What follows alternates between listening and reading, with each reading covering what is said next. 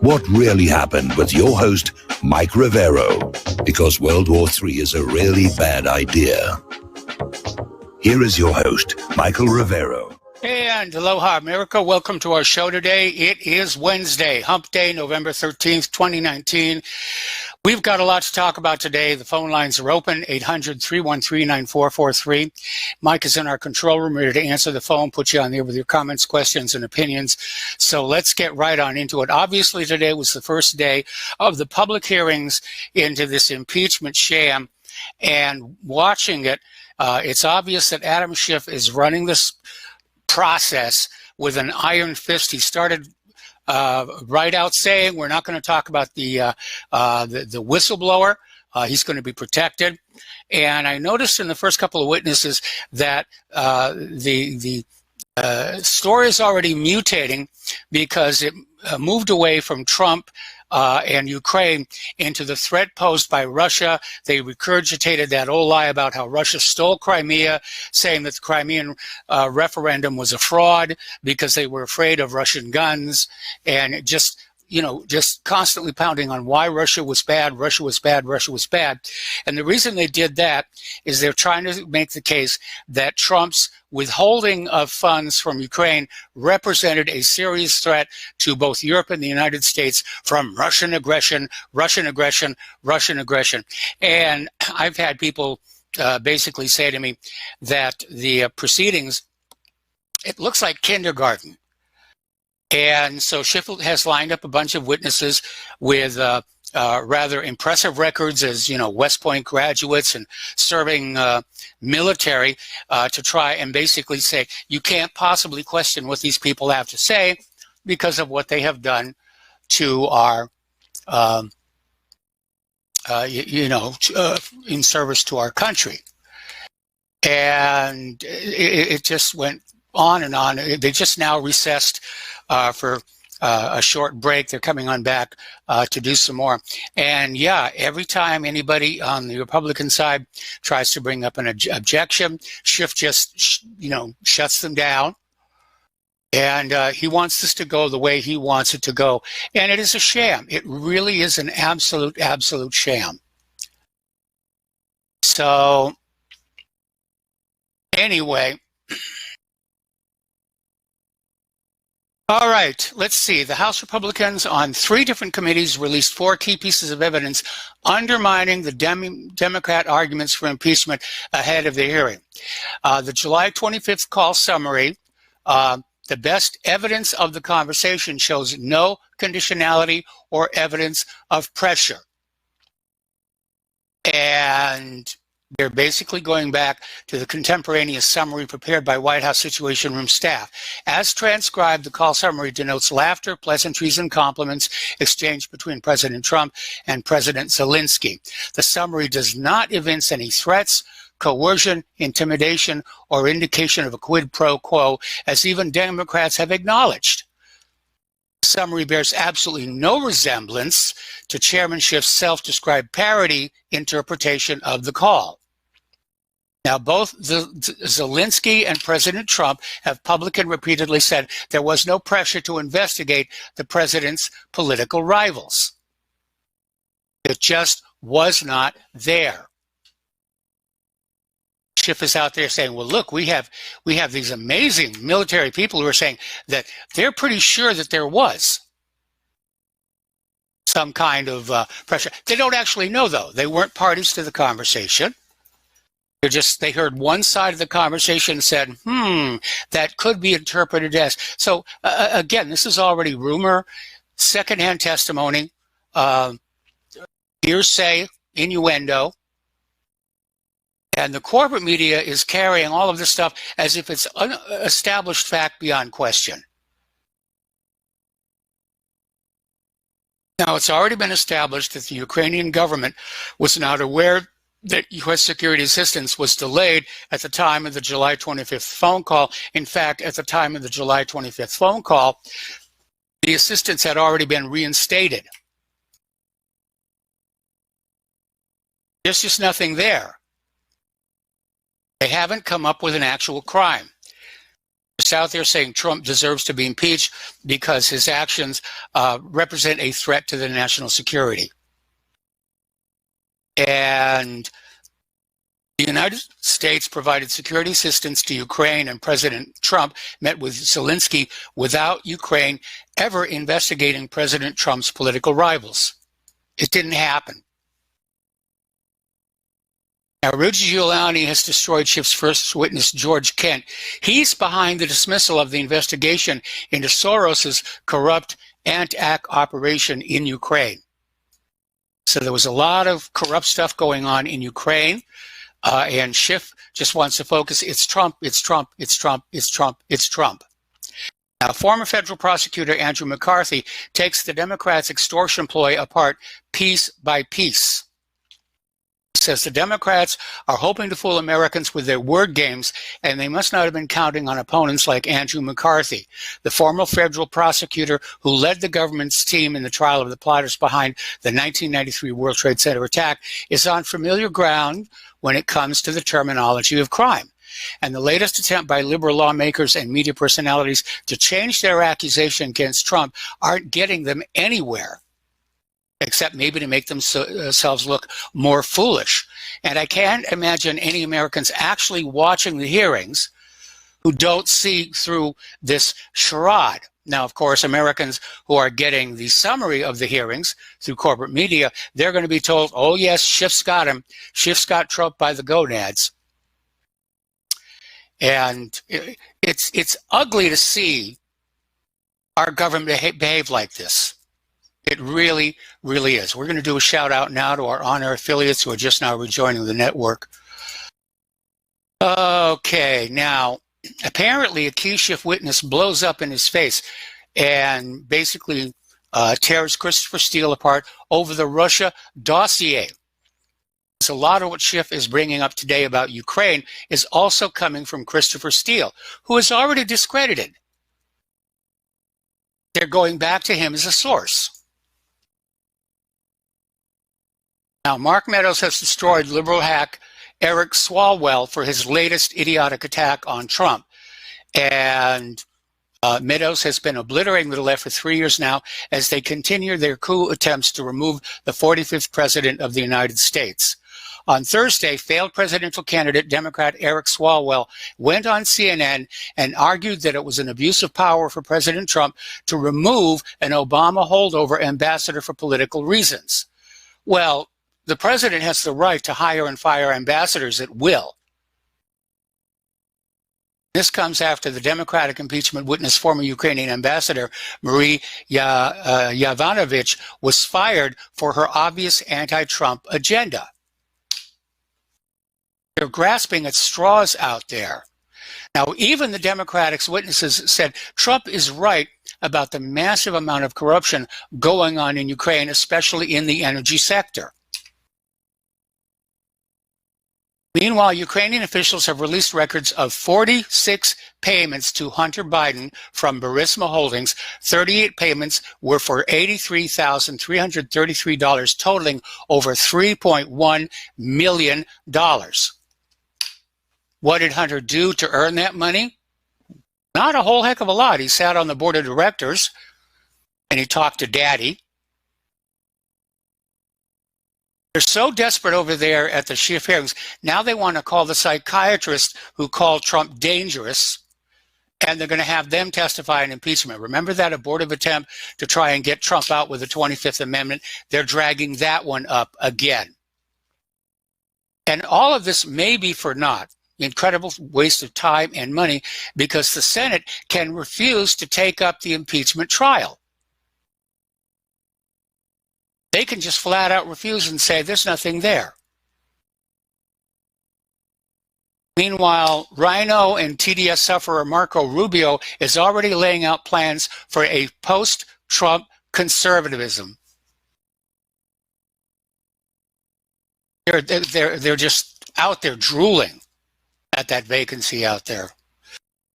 Now, it turns out the whistleblower, Eric Ciaramella, and everybody knows his name now, so it's kind of hard to explain why Adam Schiff is saying nobody knows who it is. In fact, he claimed he didn't even know who it was.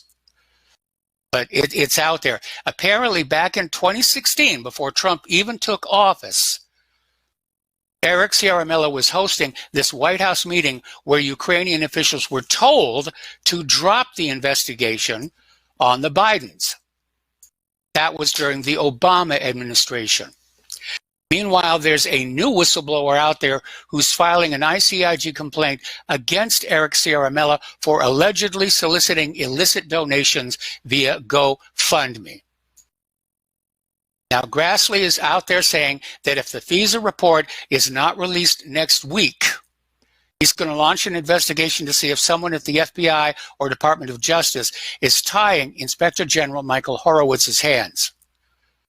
So he's getting frustrated as well. We keep hearing it's coming out, there may be indictments, and yet it never does. So Grassley is saying, is somebody interfering with the process? Is somebody blocking it here? So it's ugly to watch, and it's going to drag on for a couple of weeks. And then if there is a Senate trial of Trump, that's going to go on for about 6 weeks as well. Meanwhile, a lot of people are applauding Tulsi Gabbard for having the courage to threaten Hillary with a defamation lawsuit over Hillary's comment that Tulsi is a favorite of the Russians, that they're grooming her to be an election spoiler next year. And apparently Hillary's out there giving interviews saying, I think about what kind of president I would have been all the time. And then she followed that up saying that she's under tremendous pressure to run for president. I've said all along she's going to step in. She's absolutely going to step in. All right, we're going to take a phone call from Joe in Tennessee. Aloha, Joe. Welcome to the show. What's on your mind? Hey, Mike. I was watching those hearings today, and it was great. I mean, for a guy that wants exposure of the deep state, and just to watch them, the exposure basically is just out of this world. To have the two elite blue blood State Department guys but one of them with the bow tie, one of them praising Kissinger and Brzezinski as great foreign American patriots. I mean, do they realize how much people dislike Kissinger and Brzezinski? I mean, it just amazes me how out of touch they are. The one guy with the bow tie talking about his family history and how far back they go in service to this nation, and it was just for a guy that wants exposure of the deep state and these kind of nerdy weenies that bureaucrats that rule over us. It was wonderful. And I think of all the people today, the biggest loser, without a doubt, was Joe Biden and the Bidens. I mean, because, Trump, of course, this is par for the course of the impeachment hearing. They're going to be going after Trump, and they didn't lay a glove on him. But Biden, to all the people that were watching it, that get their news from the mainstream media, they were hearing things about Biden and Biden's son Hunter that they probably never even heard before. And once again, I think the Republicans on the committee did pretty well, and especially Nunes, I thought, because he was bringing up things that most people that watch this on CNN and MSNBC, it's being blocked to them. So as an end run around the mainstream media and allowing the media to put their message out, I thought the Republicans did really well. And I don't think this is going to work out. Just like all these other hearings, they're not going to work out for the Democrats as long as the Republicans use these hearings, as I've always said they should, to propagandize the people with the truth, basically, which is being ignored by the mainstream media. Yes. And just putting it right out into the consciousness of the American people. Now, I realize that 30% of the American people can't reason and really can't think on their own, but there are a lot of people that it's not that they're stupid, it's just they don't have the information. They're ignorant. Yes. And once again, the mainstream media is broadcasting a message that will destroy the mainstream media, because there's probably people saying, hey, I didn't know that about Hunter Biden, and hey, wait a minute, what's this about the Steele dossier? And so I just think it's, although the Democrats they're probably going to have to stop this, because if they have another day like today, it's just it's going to be horrible for them. I mean, it's working out great, and I hope it continues, because once again, that the deep state, the Kissinger and the Brzezinski lovers, the guys with the bow ties. I mean, if you couldn't ask for more as far as exposing the people that have destroyed this country, and that, of course, is our beloved deep state. One quick thing I wanted to mention is they had a medical examiner. One of the guys was saying that there was no DNA test on Epstein. Yes. And I just find that not remarkable, because we know there's a big fraud here, and he is alive. I agree with you. I think he's without a doubt alive. And I wanted to bring up something. It's like about 2 weeks before he committed suicide, he was so-called attacked in prison. I'm sure you remember that. I remember that. I'm wondering if that's when the switcheroo happened. If they found a guy with cancer who looks like him and bribed him, because I have a feeling that that's when the switcheroo, when Epstein was taken out and his replacement or his body double or whatever was put in. I'm just kind of, because I've always found that, like, not odd, but I mean, it was like the setup. What happened? He got beat up and he got transferred, sent in the infirmary. There'd probably be a lot of opportunities while all that happened for shenanigans, Yes. and to set up for, maybe put the body double in there. Maybe the guy who actually died was willing participant. Maybe his family was going to be given $100 million or hypnotized or whatever. And now that you find out there was no DNA test, sure, we got a patsy body here,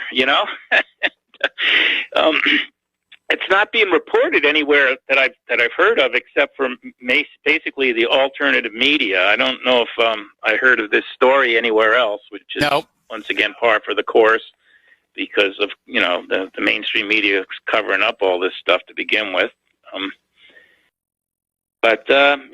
So anyway, I think the odds of Epstein still being alive somewhere, but will we ever get to the bottom of it? I doubt it. Well, there's two things to keep in mind. One is that after Epstein's supposed death, somebody went down to his Caribbean island and they cleaned it out. All the computers, all the files, everything was taken, and there is still a full-time staff there maintaining the property and taking care of it, as if they expect somebody to be taking up occupancy there. Yeah, I don't know. Maybe they have him on witness protection, and he's going to turn federal informant. I mean, but I don't. I just know one thing, and that is he's not dead. He's somewhere. Yep. And I was going to ask you another. I was talking to a friend of mine, and we were talking about the right and how one of our problems is we're hamstrung by the Constitution and the rule of law, and we're too well behaved. And I brought up the fact that maybe we should have like a right. Maybe Trump should do some pro-right false flags where nobody gets hurt. Like do some kind of a, because all these false flags, maybe think about it, like all the false flags always seem to be against the right and Christians and whites. Yeah. And it always works for the globalists and the more power for the federal government. So it's just something like, well, why don't when the right's in power, like Trump or something, do a false flag like, that works in the other direction. You know what I mean? I mean, we got to stop.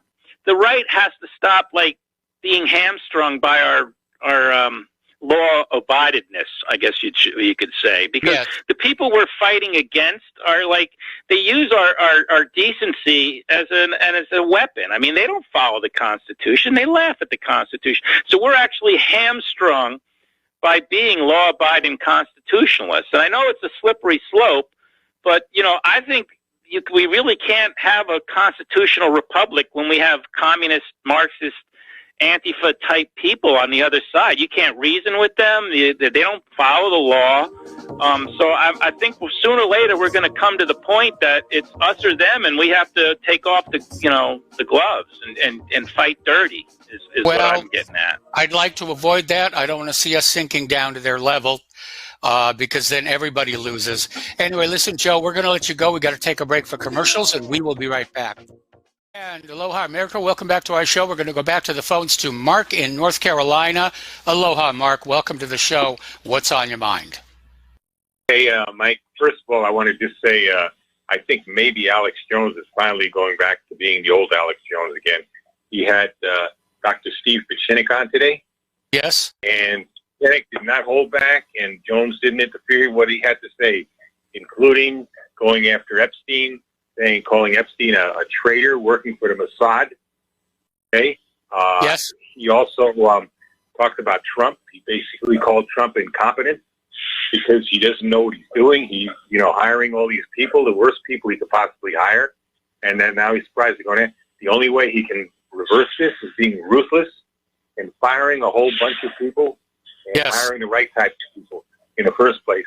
So, I mean, it was Dr. Pichinik again unleashed. And, Dr. Pichinik is not just, he's also made it clear 9/11 was a false flag. And he's also implicated Israel in that also, by the way. And remember, too, Dr. Pichinik is Jewish. He makes no bones about it either. And also, Pichinik has also said that Sandy hoax was phony, and that nobody died there. It was basically a setup deal. So this is a guy who should be on more often. He does have his own YouTube channel, and I don't agree 100% with everything he's saying, but for the most part, I think the guy's on the money, and he speaks honestly. And this is a guy with deep roots to intelligence. 3 years. So I was very happy that Jones had him on. As far as these hearings go, I'm examining why were these, if I have a problem with cockroaches, okay, why am I going to bring in more cockroaches instead of exterminating the cockroaches I got in the house or get them out somehow? Okay, well, that's what Trump basically did. He has a cockroach problem in the name of neocons and globalists of different types. And what does he do? He brings in even worse cockroaches, like Bolton. Yes. And others, Abrams, Bolton. I don't know, the whole kit and caboodle there. What was that general's name before? McMaster. And then he's surprised. You're not going to get rid of the cockroaches by bringing in more cockroaches, and that's what this is. You just, this is my own analogy there, but basically, pretty much that's what Pichinik meant. Super patriot, this guy. People need to listen to him, and we need to understand what we're up against. This is, this is an enemy. It's an enemy of everything we hold dear. I don't think we have to worry about any other country. Russia's not our enemy. China's not our enemy.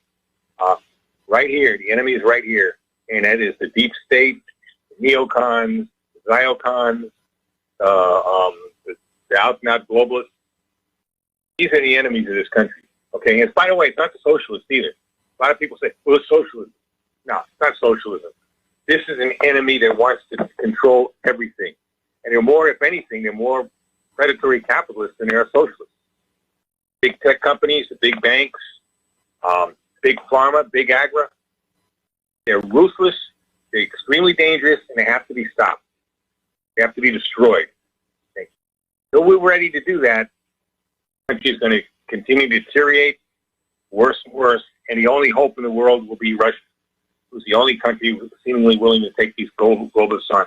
But I know the American people, we the American people, are not globalists. We don't like this. We don't like the New World Order, Illuminati, whatever you want to call them. We want them gone.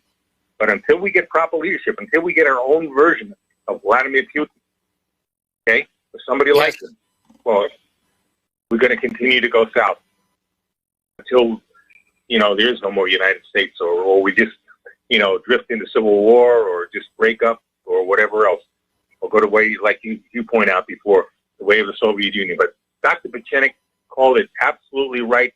He pretty much said the same thing about Trump that you say about Trump. The man is weak. Yes. Too nice. He doesn't know how to handle these rats. He listens to wrong people and hires the wrong people, and then we're surprised where we're at today. That's all I got to say, Mike. Anyway, enjoy the cold after being in Hawaii. I know it's cold here. It was 15 degrees this morning. You know. Yes. So enjoy it.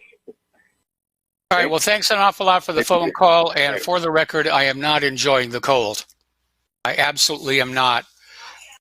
Claire says she is. So, but I'm definitely not.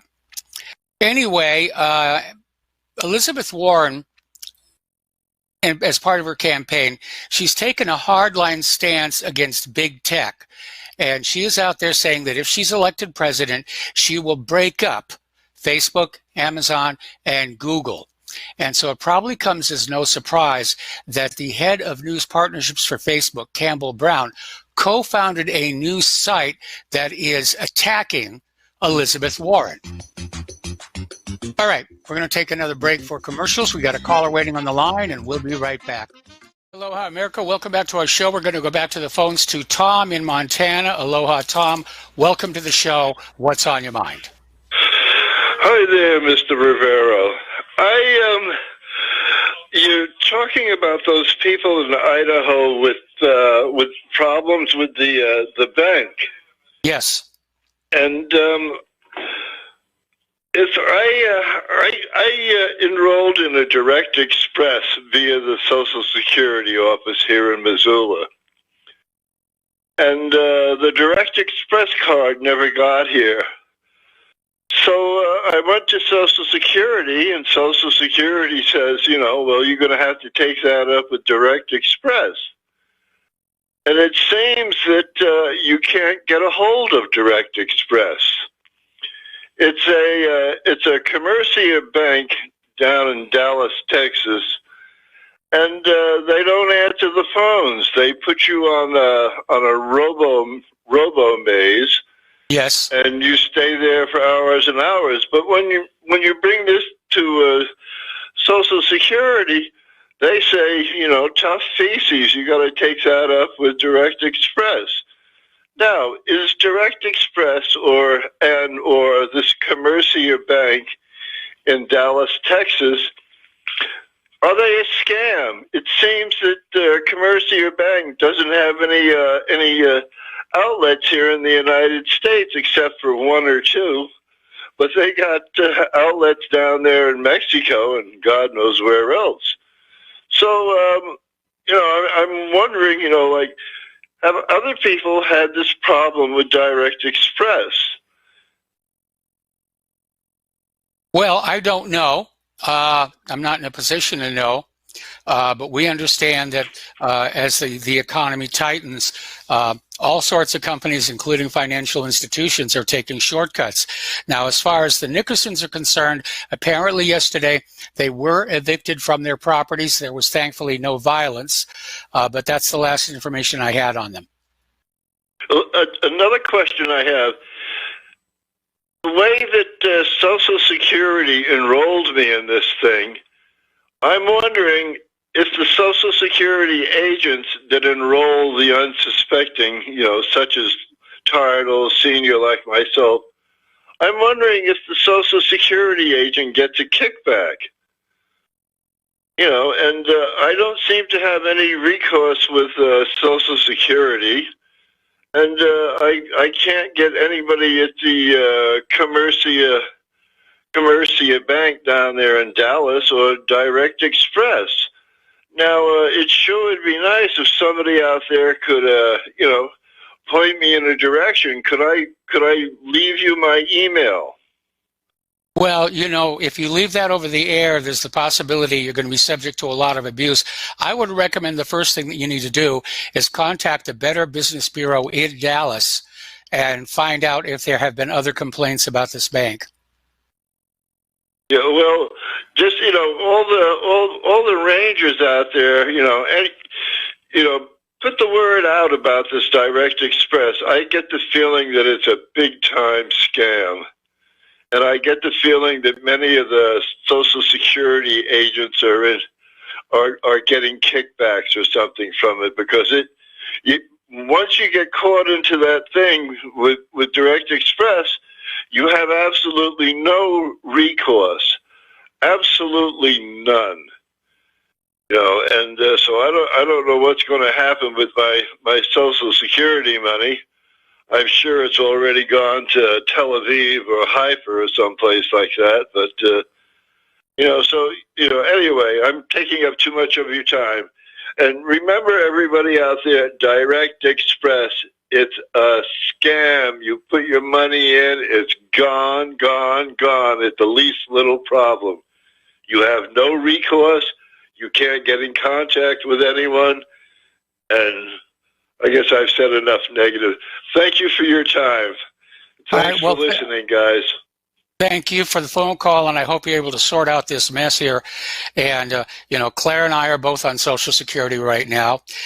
We were never offered this Direct Express, so I really don't know what it is or what it's supposed to do.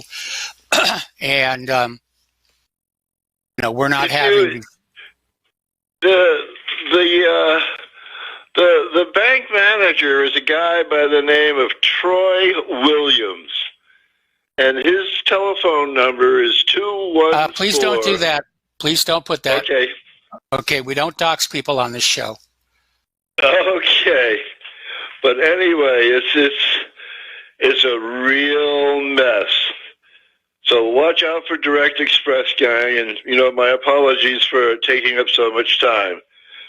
Not a problem. Okay, and good luck to the guys in Idaho.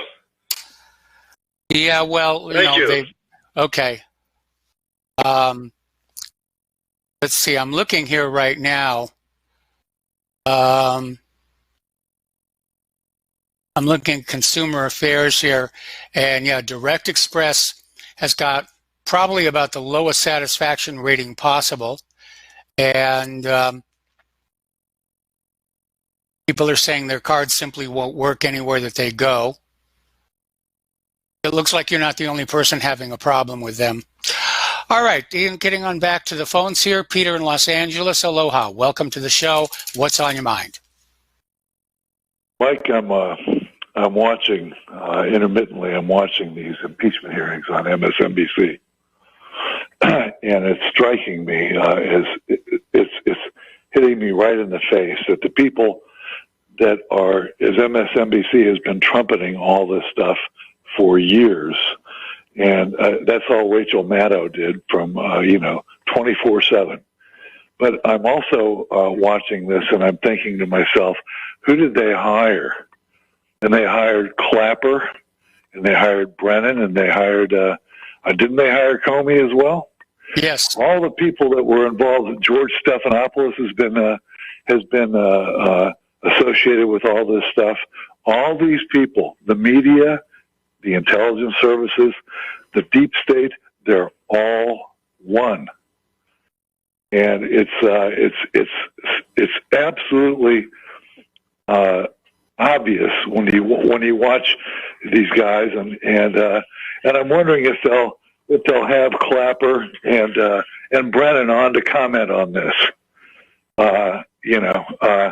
It's just you'd have to be blind to miss it. Well, maybe that's the whole point. Maybe that's the whole point. Maybe the deep state is basically stepping out from behind the curtain, and they're out to destroy President Trump to send a message to every other American politician to toe the line and not cross them, or they'll be destroyed.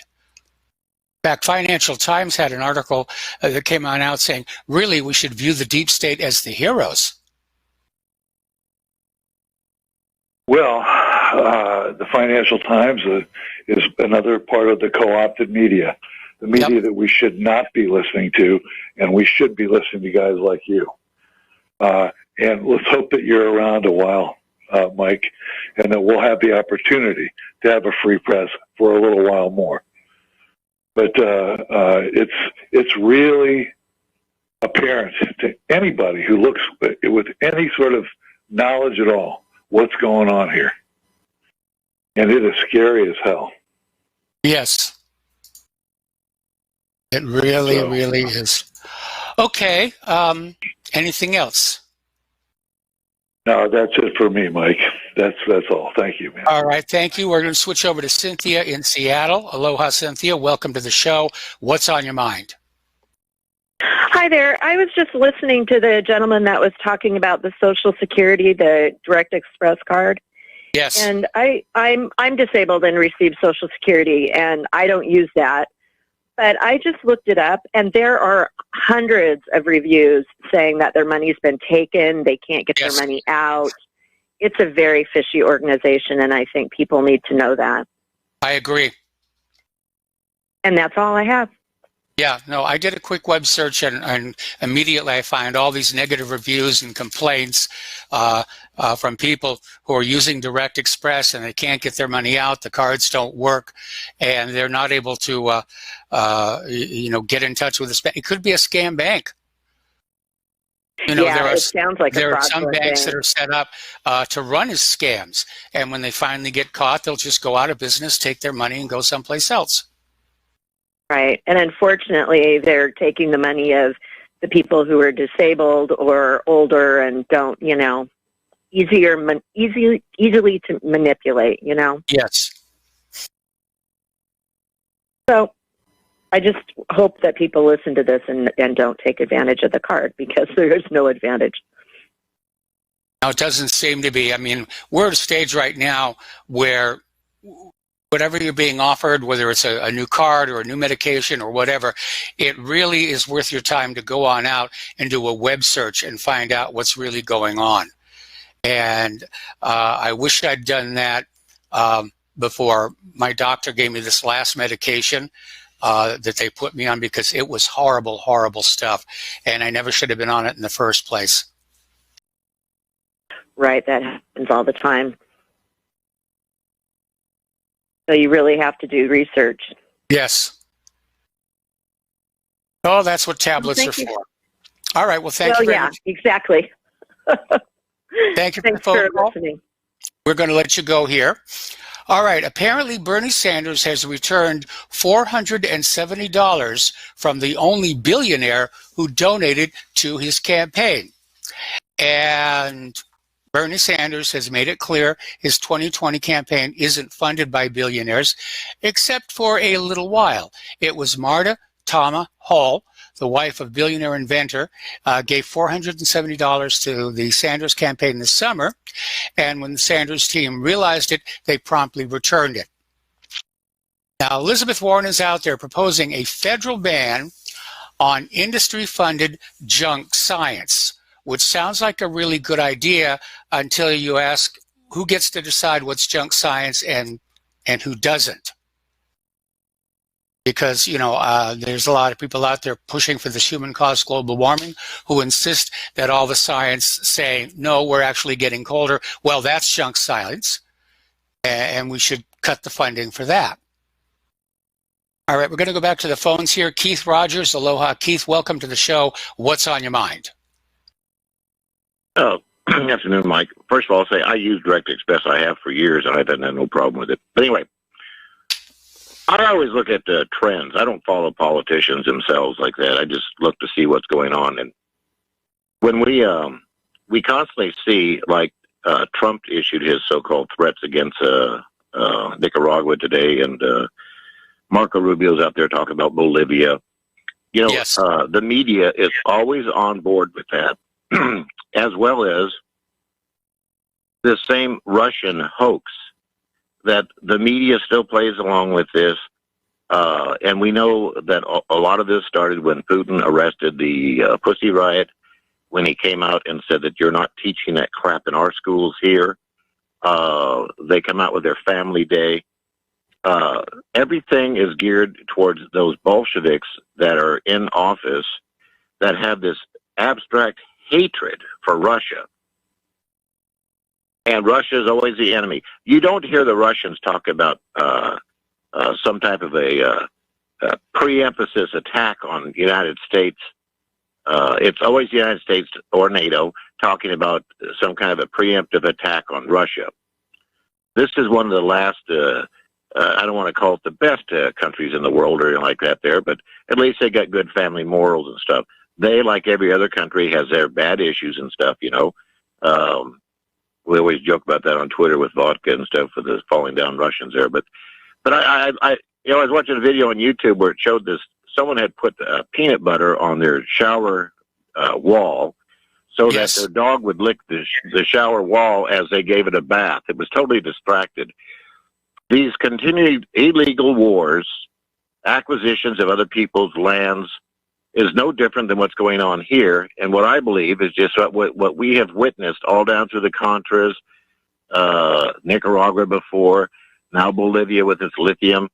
All this that has happened to third world countries, they're now doing to Americans too. It's just more acquisition of wealth by the wealthy. The corporations are getting bigger and bigger. Meanwhile, our infrastructure, the dams, the bridges, all are in total collapse.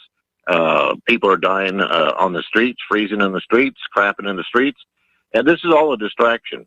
It's like the magician. Watch this hand while the other one does the work, you know? So I just think it's all a distraction. Those are in power. They're the ones that are controlling the whole scenario here. They're all tied at the hip in a religious sense, if you know what I mean. They're all doing the same thing, and it's all about a massive corporate takeover, and it doesn't matter what country you live in, you're all a target. Yep. That's my 2 cents. Anyway, Okay. have a good day, Mike. All right, thanks an awful lot. Okay, Alexandria Ocasio-Cortez and activist Naomi Klein are pushing for combating white supremacy in the United States. And so they're really cranking it up and saying we need to clear away the debris of climate change deniers and came out with the old canard that anybody who refuses to accept human-caused global warming, they must be in league with the oil companies. Well, I've been opposed to this hoax of global warming since the start, and I don't have any checks from the oil companies to show for it. All righty. Florida audit finds 24,000 illegal votes in just one county. Dead voters, double voting, double registrations, and most importantly, non-citizens were voting. Our election system is totally compromised. And again, this is one of Trump's failings. And it's going to cost him next year because he hasn't done anything about it. Over in Israel, they're cranking up a war there against Gaza. They started it with this assassination of this Islamic Jihad leader, which prompted a response by Gaza, which prompted an even bigger response by Israel. And so far, they've carried out 30 attacks in Gaza Strip. 10 people have been killed so far. And they're saying it's a war. Israel has started a war against Gaza. Maybe Netanyahu thinks this will allow him to cling to power. We'll be right back. Aloha, America. Welcome back to our show here. Israel is now calling up reserve soldiers as the war with Gaza escalates. And people are saying, what exactly did Israel hope to gain with its sudden resumption of assassinations? I think they got exactly what they wanted. Gaza responded to the assassination of Baha Abu al-Ada and gave Israel the excuse to launch a major war. And I think Netanyahu did this in the hopes it will allow him to cling to power. Because in Israel, killing Palestinians is good politics here. Now, the Palestinian regional and international groups submit a report on Israeli apartheid to the UN Committee on the Elimination of Racial Discrimination, at which point Israel's going to scream anti-Semitism and Jew hatred, and they will get the U.S. to veto any action by the Security Council. Meanwhile, somebody just sent me this interesting little webpage, and it's about that Direct Express card, and this is a little bit of a surprise. Apparently, the Direct Express card issued by Commercia Bank as the Treasury Department's financial agent. So this card is actually connected to the Treasury Department. And it's owned by the Treasury, the Fed, or some other such. So to hear all these people complaining about it, you have to wonder what the heck is going on. Is it just more classic government incompetence? Or is the Treasury so out of money that they're having to basically, cheat Social Security recipients? Getting on back to Syria, a lot of people are still looking at the strange death of James Masurier, the founder of the White Helmets. And they're saying that this idea that he died in a fall from a first floor balcony just doesn't really seem to make a lot of sense. They think he was assassinated. Meanwhile, Russia is saying the U.S. wants to create an illegal quasi-state in eastern Syria. They want to break off a chunk of Syria and turn it into the new Kurdistan. And what's really interesting is this is exactly what the United States is accusing Russia of having done with Crimea. Just break it off from Ukraine and turn it into its own little country. But when the United States does it, that's a good thing. When Russia does it, it's bad. Ooh, it's bad. Bad Russians. Evil Russians here. Trump says the U.S. has an eye on Baghdadi's third in command. I wonder if that's going to be America's next stooge over there. Now, U.S. drones have captured footage of pro-Turkish forces engaged in war crimes.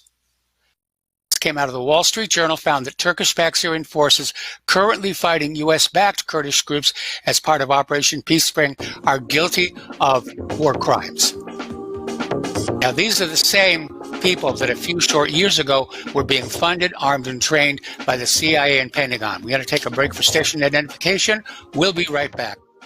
Aloha, America. Welcome back to our show, hour number 2. The phone lines are open, 800-313-9443. Now, turning over to Central and South America, as you know, there's been a coup d'etat in Bolivia that resulted in President Evo Morales stepping down.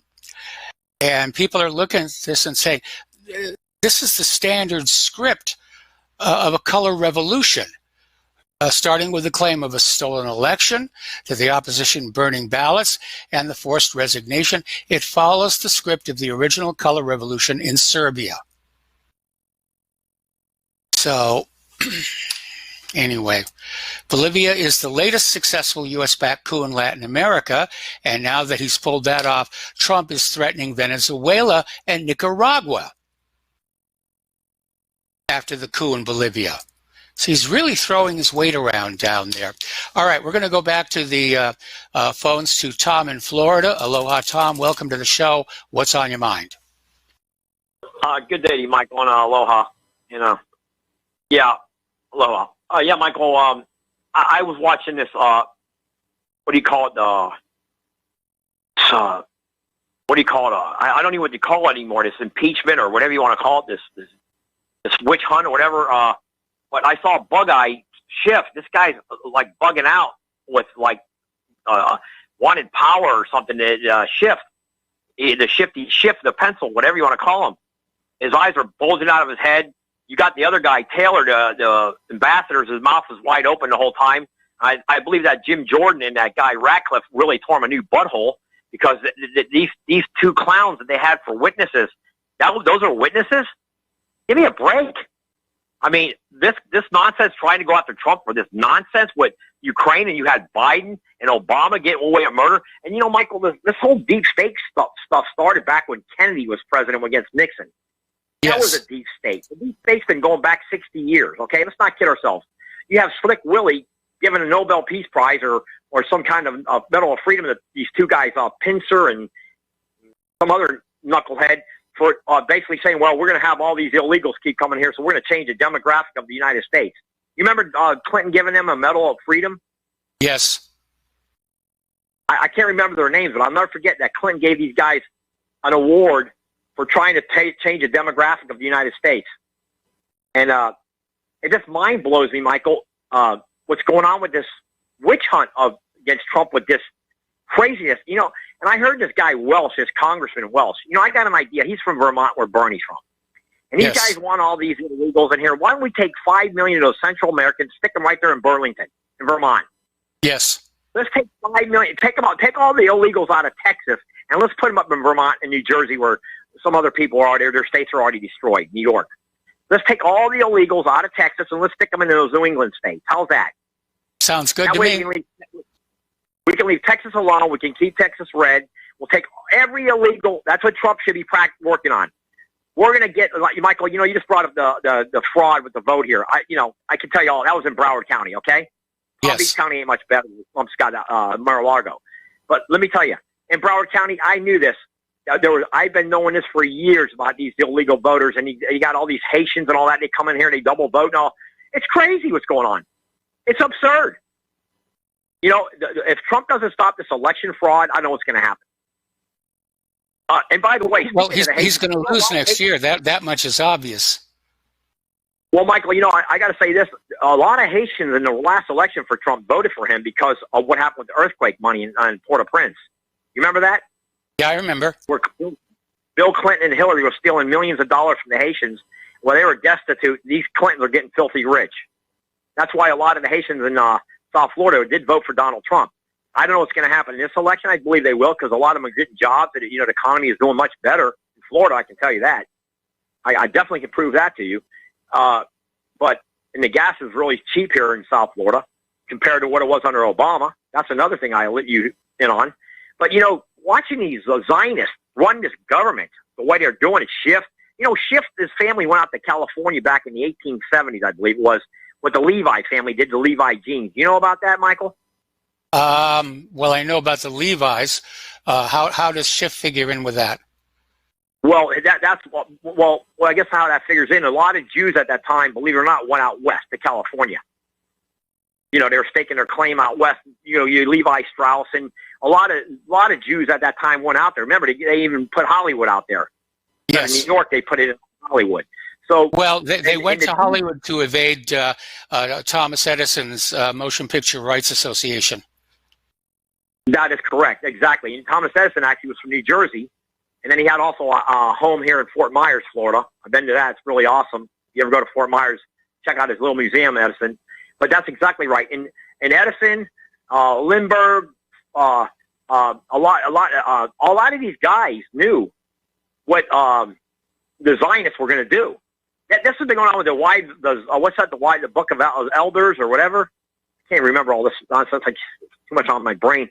The Zion, Wyman, Elder. They basically to a lot of these older people, we're goyim. A goyim. You know what a goyim is? Look what they've done in New York and New Jersey, for goodness sakes, Michael. Those used to be Republican bastions. Now they're liberal, leftist, communist, Bolshevik bastions.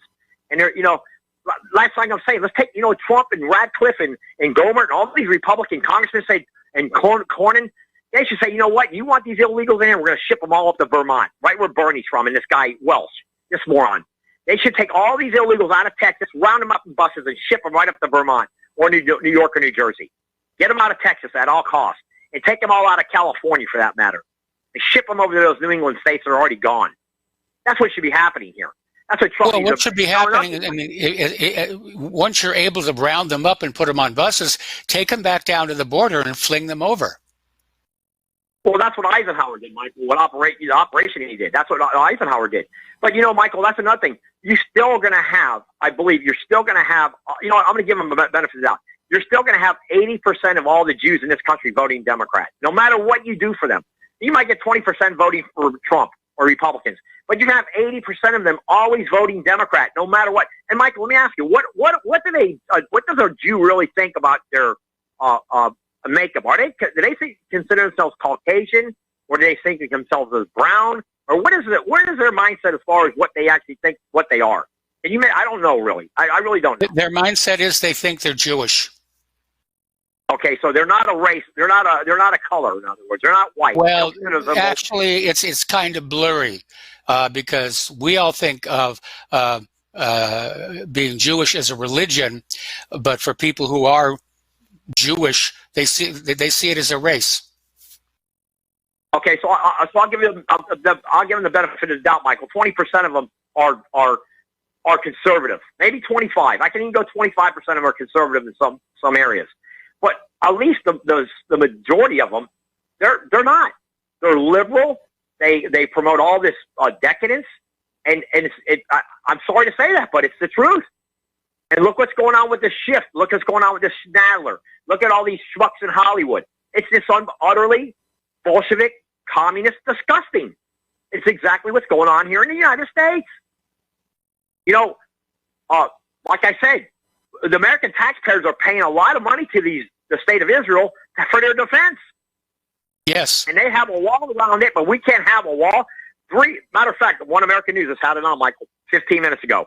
We've already spent $300 billion for these illegals. We got 1 million illegals over here in the last year. $300 billion, and they won't even give Trump $10 billion for the wall. They're getting better medical care than the veterans of this country.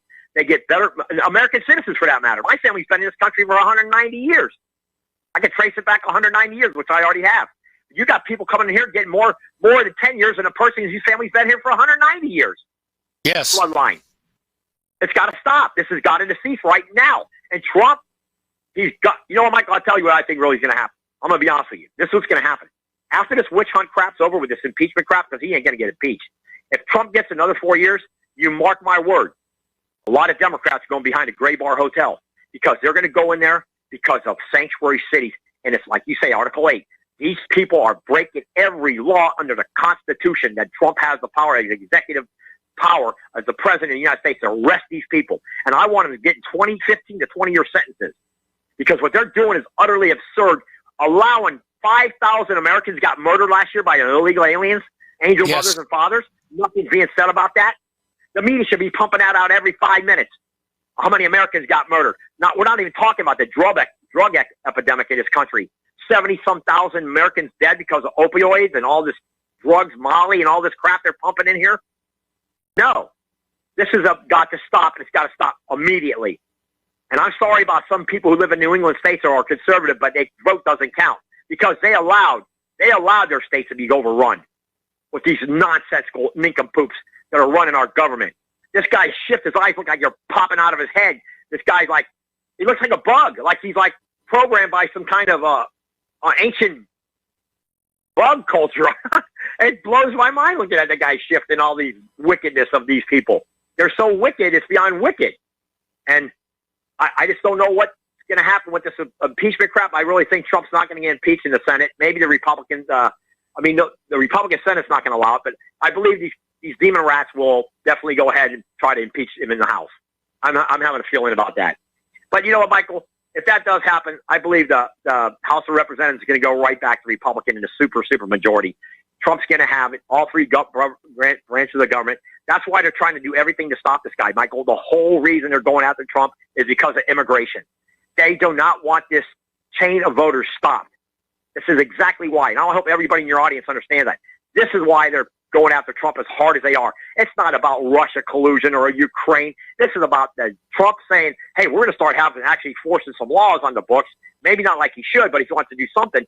And this is why they're full forcefully going after him because of immigration. California, Michael, has got 7.5 million illegals in that state, man. That's absurd. That's absurd.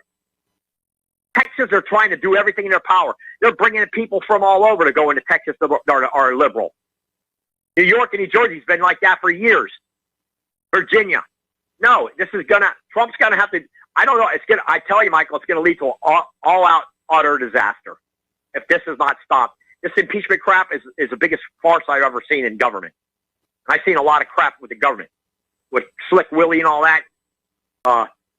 Here you have Bill Clinton paid Paula Jones $680,000.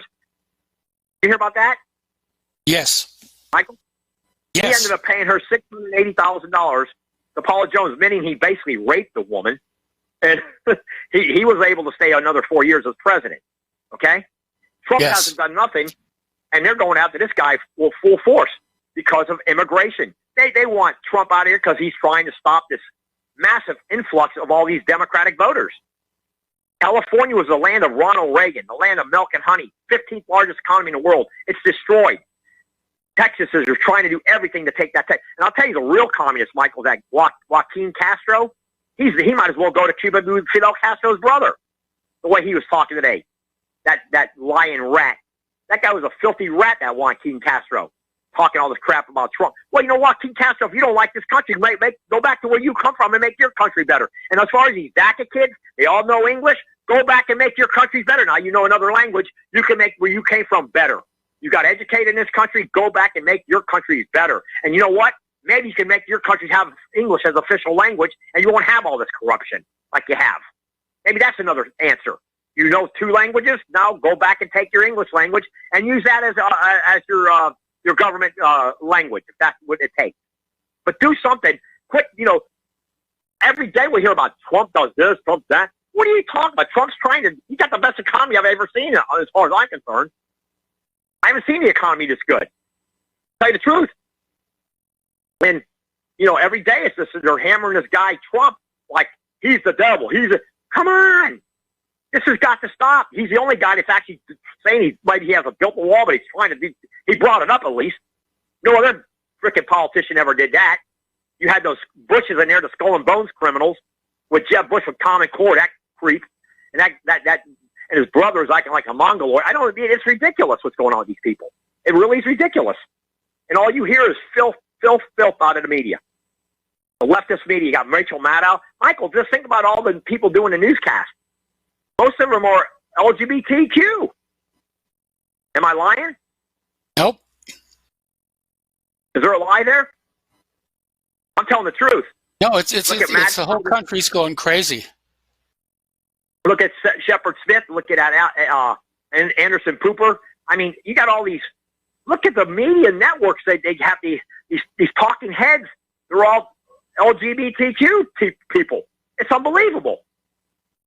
There's no real macho men anymore in the media. It seems like you got that Chris Como. You got the other guy in Fox, Chris whatever is Wallace. I mean, these guys are acting like sissies. We don't have real macho men in the media anymore. You're looking at men basically are sissies.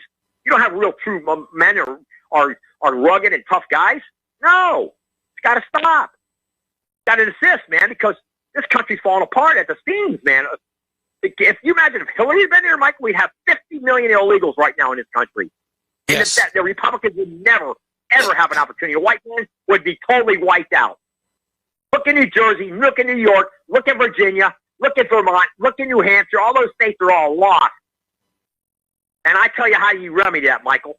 You take 20 of these million illegals and you stick them right there up in New England states, and we'll see how long they like it. Take them all out of all these other states out west and ship them over to the New England states. And I guarantee you to have a change of attitude then.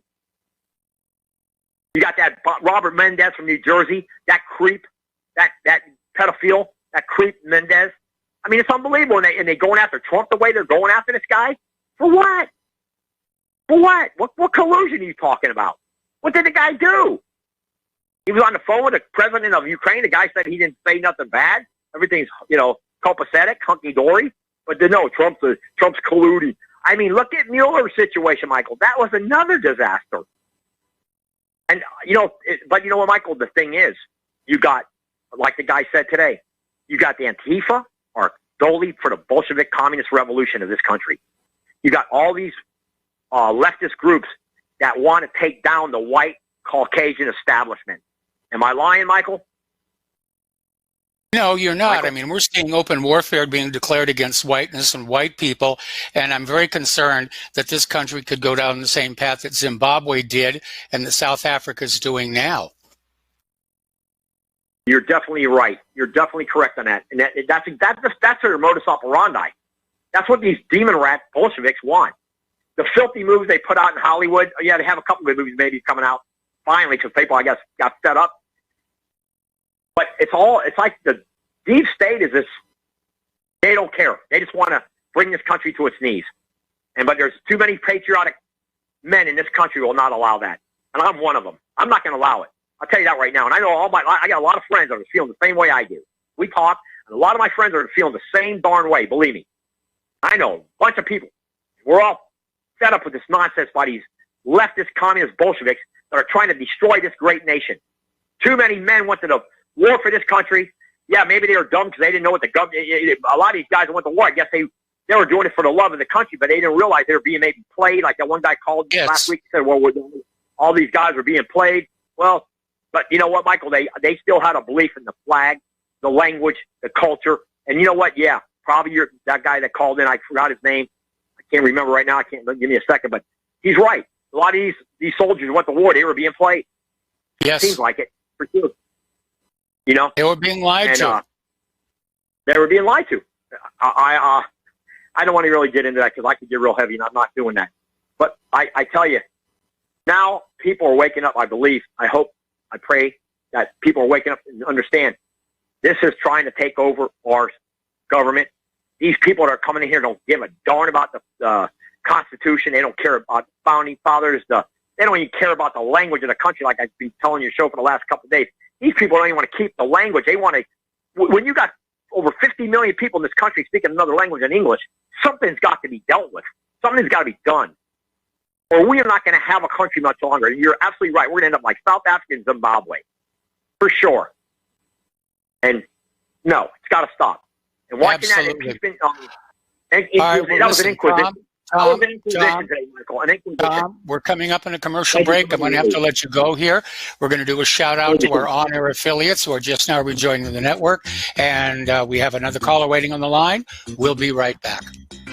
Aloha, America. Welcome back to our show. And if you'd like to help out with public broadcasting, we really do need your help. The postal address to send a check, money order, or if you prefer anonymity cash is Republic Broadcasting Network, 2251 Double Creek Drive, number 302, Round Rock, Texas, 78664. The phone number where you can make a credit or debit card donation is 800-724-2719, extension 1 during business hours, extension 3 at all other times. Aloha, Al, are you there? Yep, I am here. Okay, what's on your mind? Can you hear me, Mike?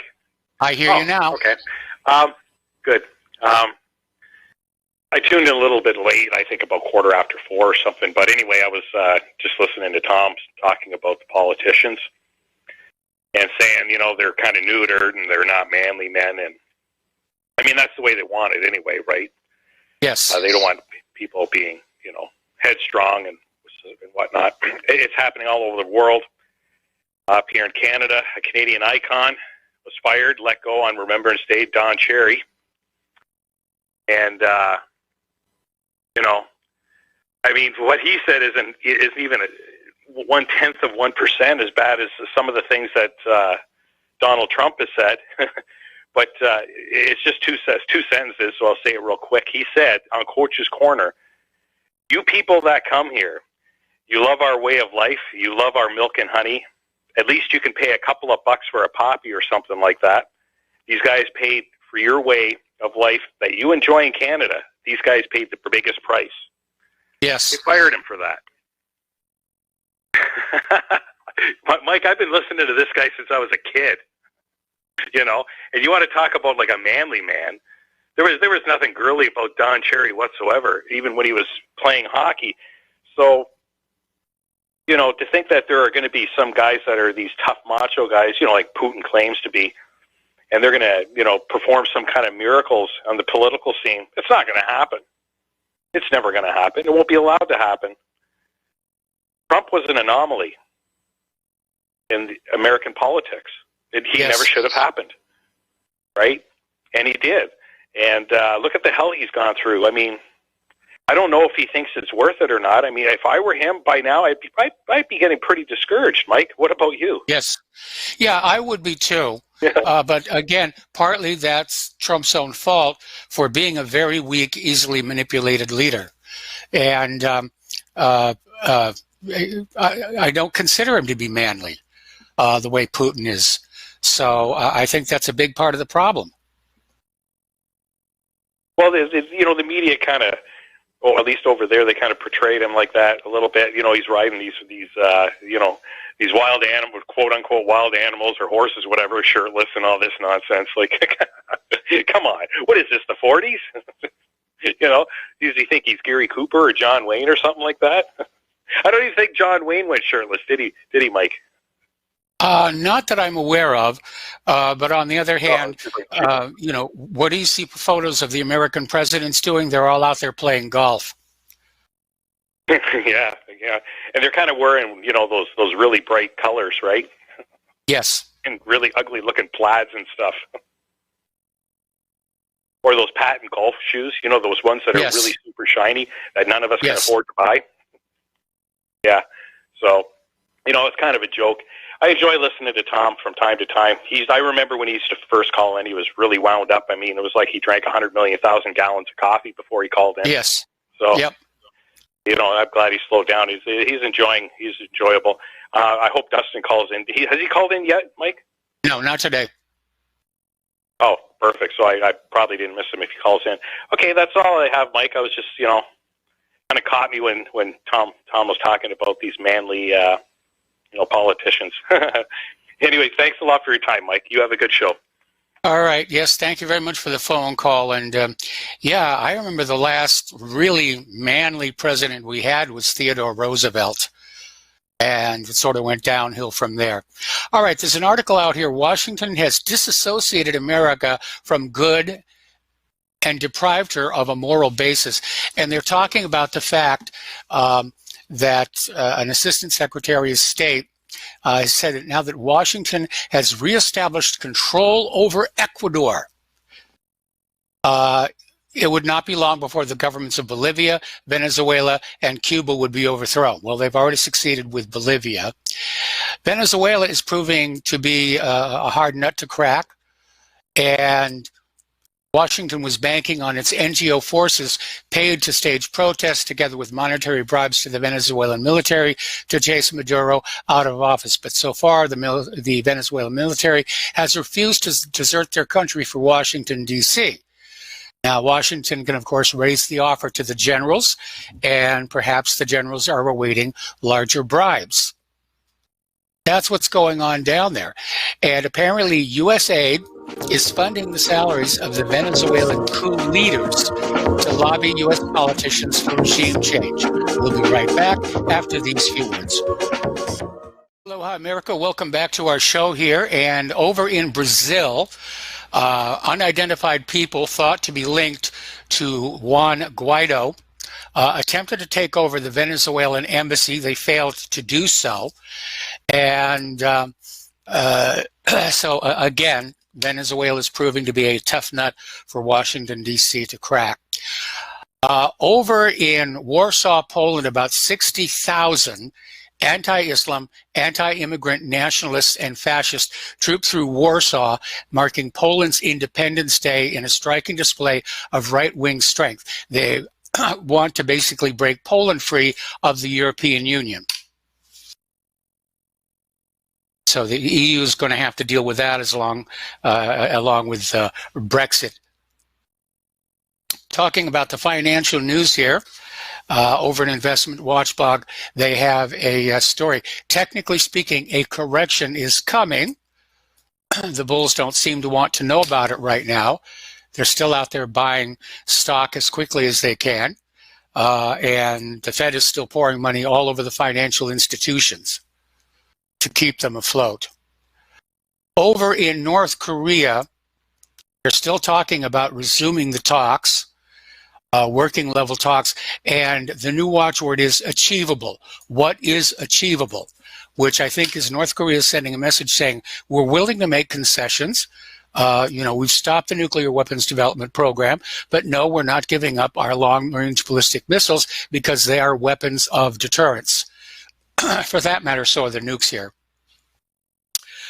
Donald Trump is out there threatening an escalation of the trade war with China, saying tariffs will be raised very substantially if no truce is reached. Well, what that's causing China to do is to seek other customers and other suppliers in other parts of the world. Meanwhile, American companies that were supplying China, that were selling to China, they continue to be hurt. And we're starting to lose farms left and right that were growing agricultural produce specifically for export, specifically to China. And they're dropping like flies.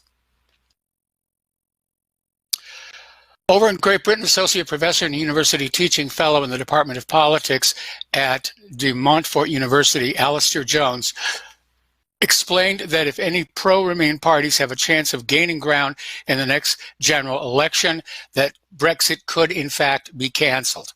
I think that would trigger massive rioting in the streets. The British subjects are getting the message sent to them. What you want doesn't matter. Now, Donald Trump is still getting a lot of flack from that Supreme Court decision saying it's okay for him to cancel DACA. And, of course, the open borders people are out there saying, well, these poor children, you know, what's going to happen to them? And Trump said, look, many of the people who came in DACA, they're no longer young. They've grown into young adults, and they're far from angels. Some have become hardened criminals.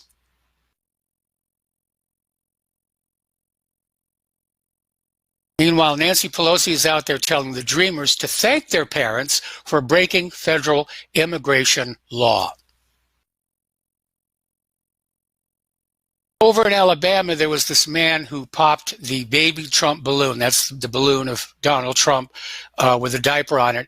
And he popped it. He's raised $44,000 in donations, said he would do it again, and quipped, "It's the first time I've ever seen a liberal get mad about chopping up a baby." Okay, we're going to go back to the phones here. Todd in California, aloha. Welcome to the show. What's on your mind? Aloha, Mike. Well, this is just going to keep getting richer and richer. Company co-founded by Nancy Pelosi's son charged with securities fraud. You can look up Natural Blue Resources Incorporated, Paul Pelosi Jr., and he is in deep hot water playing the game.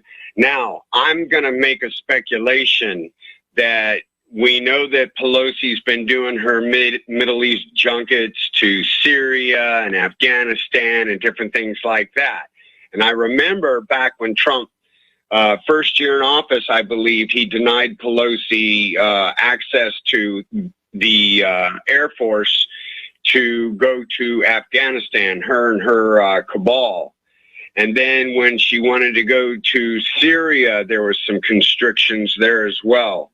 Well, this is that drug money, I think, that we're seeing. And yes, it's very easy to use front companies. Well, not anymore, because this stuff is getting found out left and right. And I think that if Trump were smart, he would rain hellfire on this one and let the chips fall where they may. This is a big one, and I think it's going to go big, bigger, bigger, because of how things, you know, the web is woven not without one string attached to another. So I think with that mine and design, Natural Blue is going to be related to some other things that were going on in the Ukraine, Afghanistan, and Syria. And I think we're also going to see some connections to Joe Biden's son and his playing around with stuff. And I really think that more is going to come out about how North Korea acquired those Ukrainian missile rocket motors. Okay. You know, that's, and I think that there's going to be some more heads that will roll, because, get a load of this, Nancy Pelosi herself was the acting director last year. And if she knows of, and if you're acting director, you're aware of all finances. And this is a damn Ponzi scheme. And so there's 4 already arrested, including Paul, what's his name, Pelosi Jr., yes, and his friend. So I'm just thinking that as we've talked about other things in the past, how that if Trump were smart, I would continue to do this kind of thing, because then this brings in the element of I would call it the trick-or-treat surprise, because yes, it's kind of getting interesting listening to yourself, listening to George Webb, reading myself, doing a lot of research on my own. I've been doing this for 30 years. I'm finding like the fake reporters are falling apart. I think you've heard of some of them. I don't need to go over their names, but you've heard them. And you've also, like, there's big names and low names. Like, a big name would be Drudge. Drudge is basically drying up like a shriveled plum. Okay. Yes. His days are numbered. He just dropped over 20% in 2 months on his viewership. That is massive. And as big as he is, you can't have that big of a loss. Eventually, you know, because I know he pays money for that website and everything else, it's going to go back to the days of running it out of that closet in the apartment in Los Angeles. But I probably wouldn't read it even then. I never was a fan of his site, believe it or not. I think your site, other sites, there's a whole plethora of others that were there long before he showed up. Yes. And I think that their stuff was, I think all he was doing is feeding off their sources and creating a news.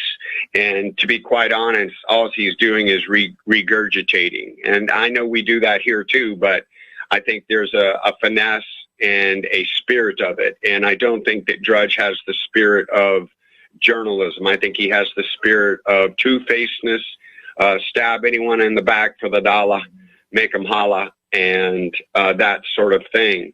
And it's just like what we see with Pelosi and all these other people. And I think, you know, back to the days of Case Siniceros here in California, and them playing the redistricting and read this and read that with the land, so they themselves could basically take people's properties and buy them on the down low for pennies on the dollar. That's happened in several districts in areas that Case Siniceros was. But this is going to go all the way back to this kind of thing, you know, where they're all playing these money games, and they're running, you know, 2 or 3, 4 sets of books. And I think that you can only do that for so long until people start seeing, there's some information missing here, and you're going to be charged. And these are federal fraud violations, by the way. Yes. Not state, they're federal. So they're going to be in very hot water. And I think that this is going to be something rivaling Enron and all that went down, because there are other players in this. And I'm just at the tip of the iceberg on this. But from everything else that I've read on this, there are names in here that 4 names that are going to be continuing. Cohen and Corazi in this lawsuit, by the way, were known fraudsters already, and yet Pelosi Jr. decided to bring them on board, knowing that. So he's finished. He will be like these 2 times 2, because not only are these 2 already had felony accounts, but they're not allowed to be even in the revenues business. Yes. So for that even to be taken place, well, no, that's the article. I mean, the article showing that they have been served, and they're not allowed to be in. 2 of the members on Natural Blue Resources are not even supposed to be in any sort of transactions in commodities exchange, like stocks or, you know, go down your list. Okay, options, whatever you're going to be trading in. They're not allowed to be in any of it. And yet they're pilfering off like money to the hundreds of thousands of dollars, I guess, a year. So I think this is just going to continue. And then if we see these kinds of things, how many more businesses are they involved in? I think, like I said, the tip of the iceberg. So what we'll see is Pelosi's son, okay, Junior there, with the Natural Blue Resources, but what other businesses are there that he's involved in? Now, I do know that Pelosi's also involved herself in owning a percentage of the voting machines that are owned in part, I think, maybe by George Soros. But I do know she has a stock in a voting machine company. Yes. Okay, no wonder we're not getting fair and accurate voter counts here in California. If we were, I think you would see that California is actually 3 states in 1, literally. So, Mike, I hope you're doing better. I know that it's been rough. Next month is hopefully my best month, and we can help you out. And hopefully that you can do some more information on this Natural Blue Resources, or your listeners. But I think, like I said, that this is just one of many businesses that she's involved in with her son. And I think that if we do our research and investigative mind, I think we'll find that this might even go across into the other things that I talked about, like, Syria, Afghanistan, Ukraine. Well, I'd love to see it happen, but I'm afraid, based on past history, Pelosi's going to be pulling every string and playing every chip she's got to find some way to derail this, if not to protect her son, to protect herself. I just don't see how she can when she was the acting president last year. She was served as president and chief operating officer until January 11th, 2010. Sorry about that, got the year wrong. And that Joseph Montalto is the current president. If you're the acting president, you cannot hide and say, I did not know about the finances. That's the same kind of BS that Kenneth Lay did with Enron. But you can't hide. This is... No, Pelosi, I'm sorry, honey. You're part of the game, and she's going to have her Martha Stewart moment. I certainly, to God, hope so. If she has her Martha Stewart moment, we won't have a sitting senator up there in San Francisco Toiletville, because that's what it's become. And if I was you, Mike, there's no reason to even come to California. My God, it's turning worse every day. And my wife and my family, I'm very much seriously considering that this state, if we don't have a turnaround with, I would even want a secondary California. I don't believe the state should be one. It's too different between North and South. I can tell the differences. And between the West Coast and the interior. I mean, it's like you've got like 4 or 5 states in this state, to be quite honest. And, you have a very strong contingent of conservatives that, they don't care about you smoking the ganj. They just want the low taxes. I mean, we're paying 13% on our taxes here. And I still have yet to see streets that will be fixed. I still have yet to see that, well, you know how the courts are here. You can be illegal and murder someone here, and Pelosi and company will make dang sure that the jury is about as liberal as they come, especially if it's a big high-end case. So I don't even think that we have a Department of Justice in the state of California anymore. I think judges are bought here. I think the DAs, very untrustworthy, especially when they're going to bed with the judges' wives. And you see all the backdoor deals, too, with the police unions, the sheriff unions, the prison transportation union. All these unions do backdoor deals with California Department of Justice and all these senators, and I'm waiting for the James Traficant moment. You remember who James Traficant is? Yeah, I remember James Traficant. From Ohio, senator. Remember how they set him up for tax evasion? And they threw him in a hotel fed. And then when he got out, he was on his farm. And then they murdered him out there on the farm. Okay, these are the same people, Pelosi and company, Murder Incorporated, Dixie Mafia, all of them. And we need to keep saying the names and saying the people. I have a comment here because we're at a commercial break.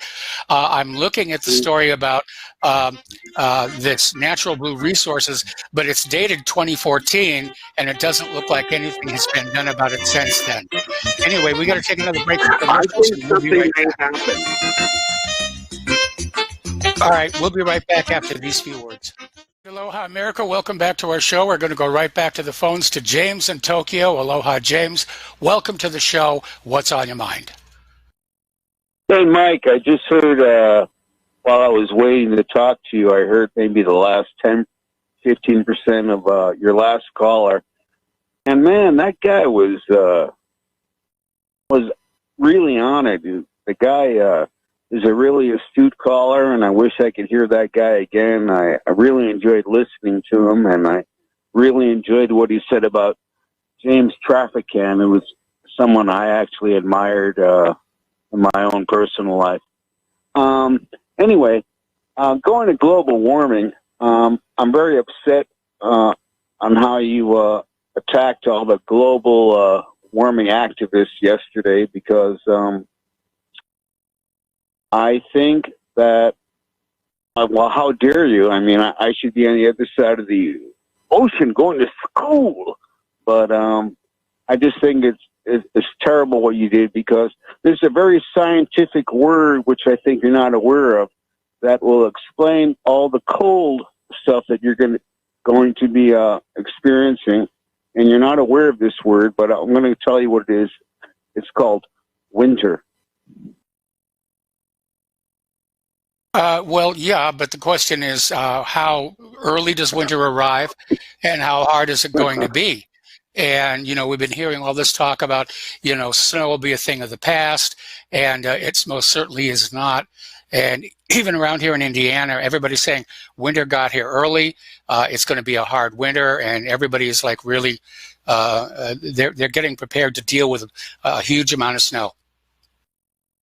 Hey, how are you dealing with it? I mean, you're coming from the beautiful place of Hawaii with, beach weather, and now you're getting to another beautiful place with, 4 different seasons. I mean, I kind of experienced that in my life in the past when I went from, New York to Montreal, which is, totally cold, for half a year. And I'm just wondering, how are you and Claire adjusting to it?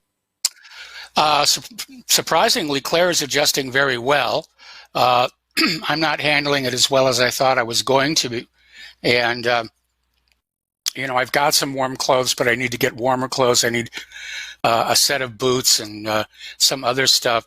And it doesn't help the fact that our heating system in this rental unit is very, very flaky. And I'm having to constantly manually reset it to get the heat to come back on. Man, I got like a zillion old, military Parkers from my old days, and I gotta send one of them to you. And hey, anyway, that's all I gotta say.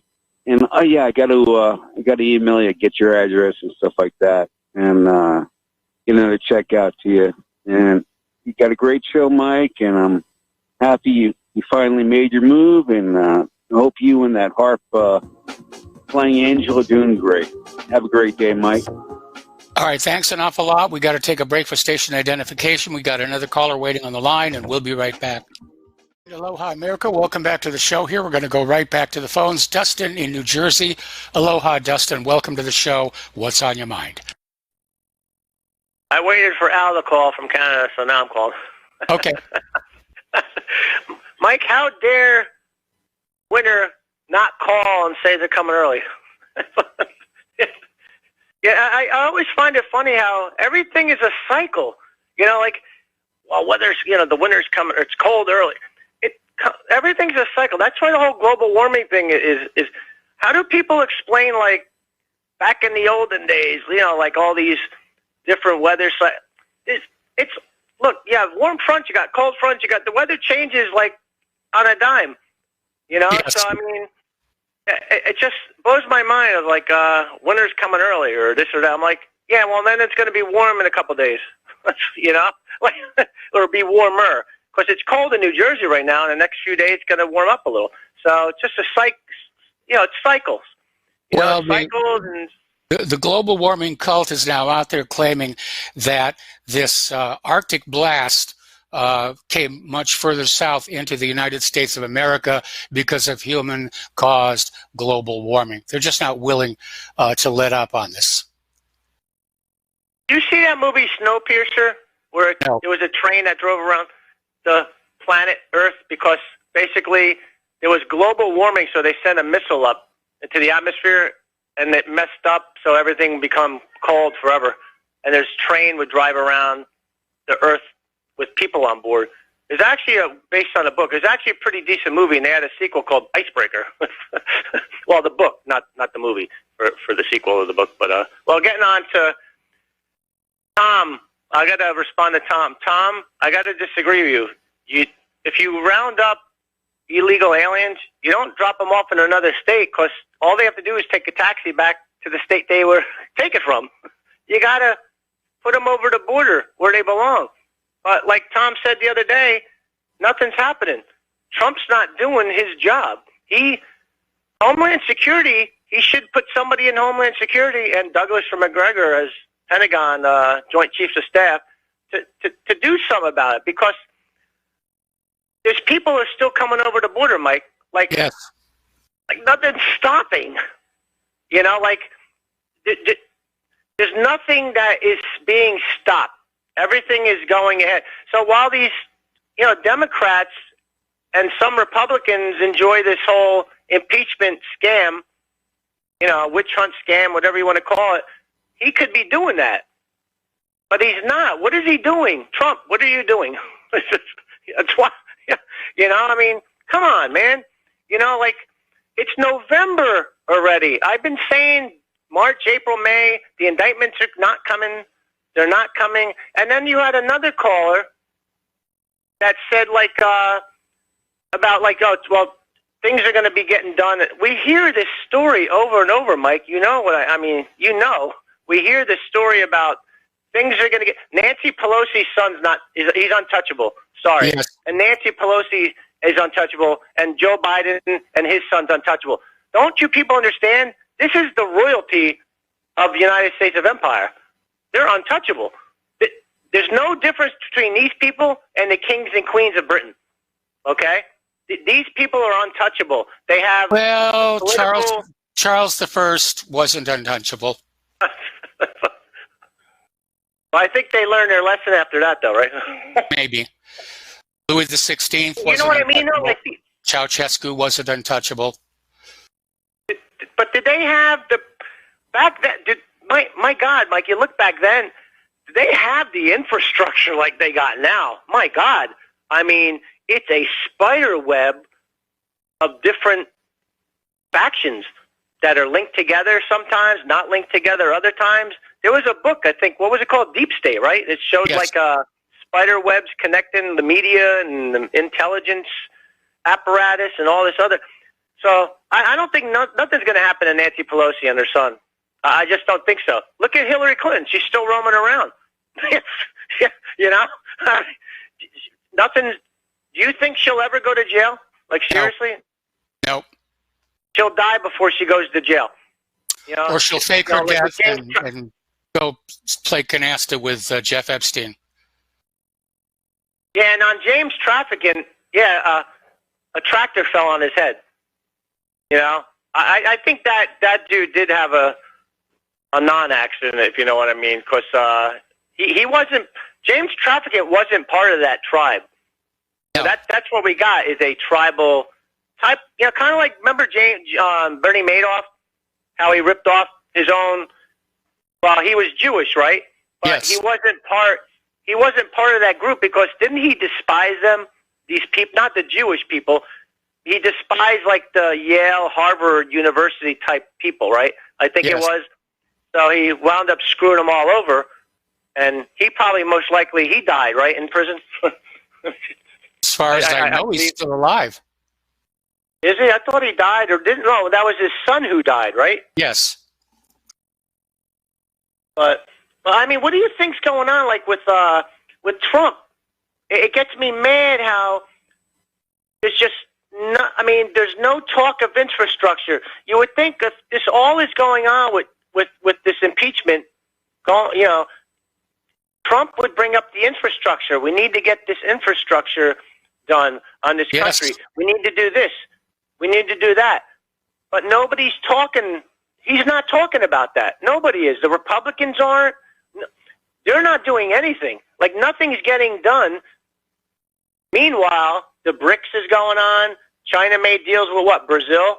Yes. The other day, I believe. They're making deals, Mike. We got a broken country.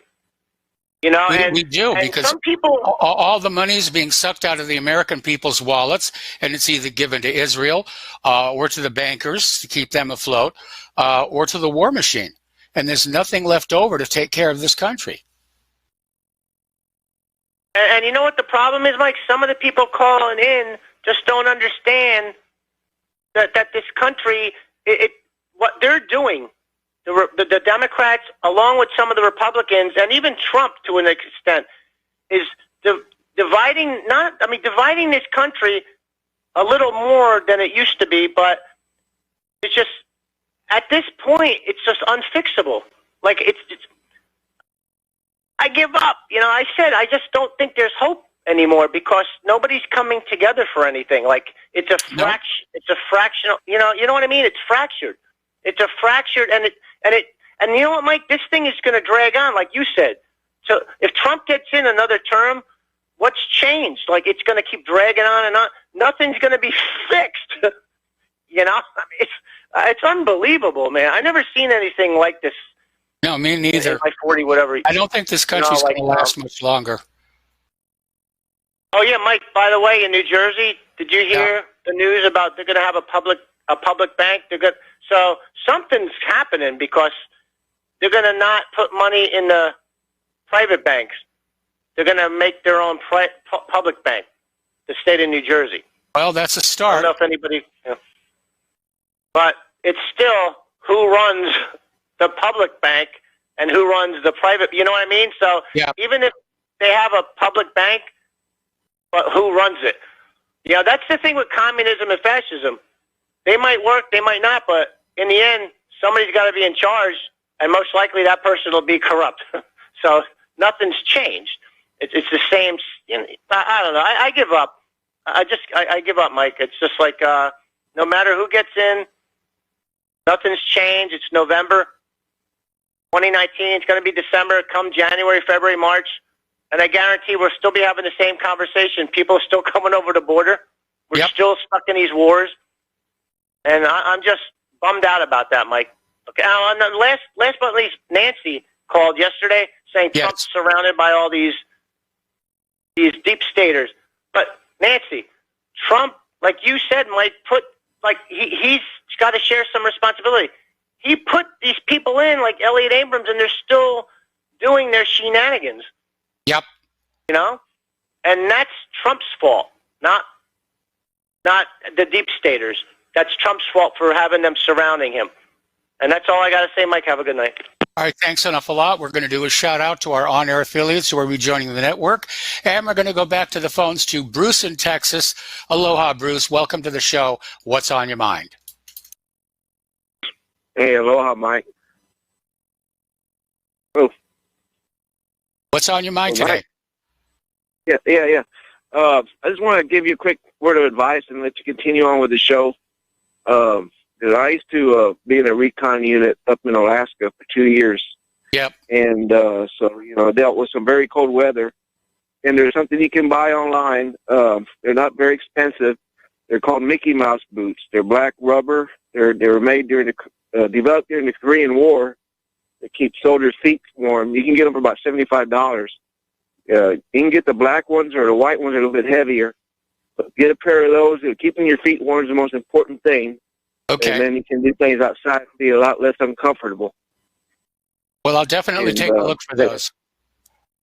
Yeah. Look up Mickey Mouse boots or Beta, BATA is the major manufacturer of them, Bata boots. And just take a look there.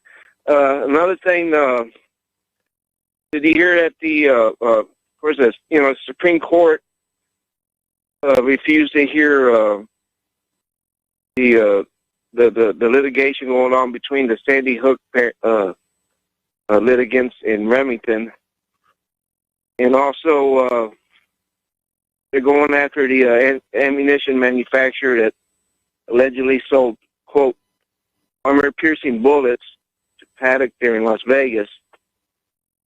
And this is just Second Amendment is going to be destroyed in the courts and through decree. What do you think? Yeah, well, the Second Amendment is under attack, and yeah, because there's no chance of them repealing the Second Amendment, they're simply going to make it too difficult for people to own guns. They're going to try and tax them out of circulation. They're going to sue the manufacturers, and of course, this is only going to affect, the law-abiding citizens. The criminals are still going to have access to guns. It's going to become a new product, if you will, for the smuggling rings, and they'll bring the guns into this country, and the bad guys will have the guns and the good guys will not. Yeah, and I think it's pretty pathetic. A lot of the Trump supporters are just blind to all this. Obama put everybody on guard, and with Trump in, he kind of like put everybody at ease. His words don't match up with his actions, and that's all I got to say there. Have a good one, Mike. Take a look at that, though. All right, thanks an awful lot. Yeah, I'm looking at the Mickey Mouse booths right now here, and let's see. I want to put this on my watch list. Get back to it a little bit later. God, they keep changing the interface. Okay, there it is. Yeah, that's one of the things that really annoys me.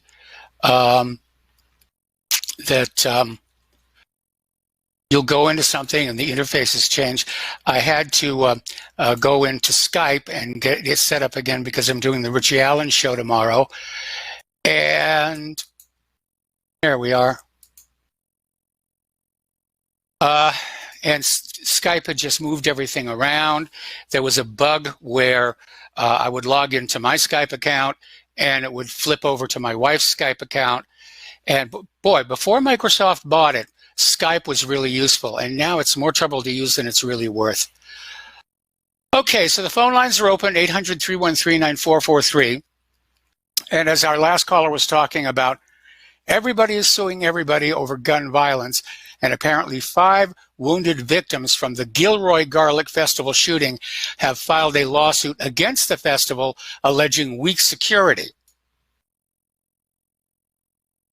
So another article, this one's over at uns.com, pointing out that non-whites commit the bulk of gun violence in the United States, and yet the answer to that coming from the government is that white people must surrender their Second Amendment rights.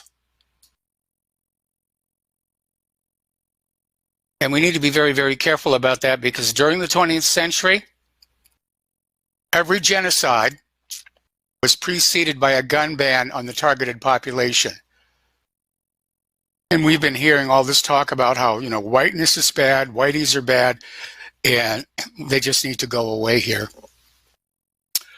All right, so let's talk a little bit about computers. Apparently, Google wants to get into banking, and starting to next year, they will offer checking accounts. I don't think so, especially with this latest scandal about our medical data here. All right, we're going to go back to the phones here. Chance in West Virginia, aloha. Welcome to the show. What's on your mind? Yes, hello, Michael. I just tuned in not too long ago. I'd like to know, have you heard anything about the family in Idaho that's being brutalized? Do you have any updates? Yeah, the last update I had is they were evicted from their properties late yesterday, and the report is there was no violence. There was, thank God for that. Yes. Well, I guess that's good news so far. Okay, thank you, Michael. I was just curious. Bye-bye now. All right, bye-bye. Getting on back to computers, malware attacks on hospitals are rising fast. And the healthcare industry stores some of the sensitive personal information they have about their patients. And hackers know this and are looking to exploit what they view as an easy target. And of course, when they get your medical information, if you've got something embarrassing, they can blackmail you and say, oh, we've got your medical records. You've got this very exotic sexually transmitted disease you picked up in Thailand. And unless you send us so much in Bitcoin, we're going to blab it to everybody on your mailing list.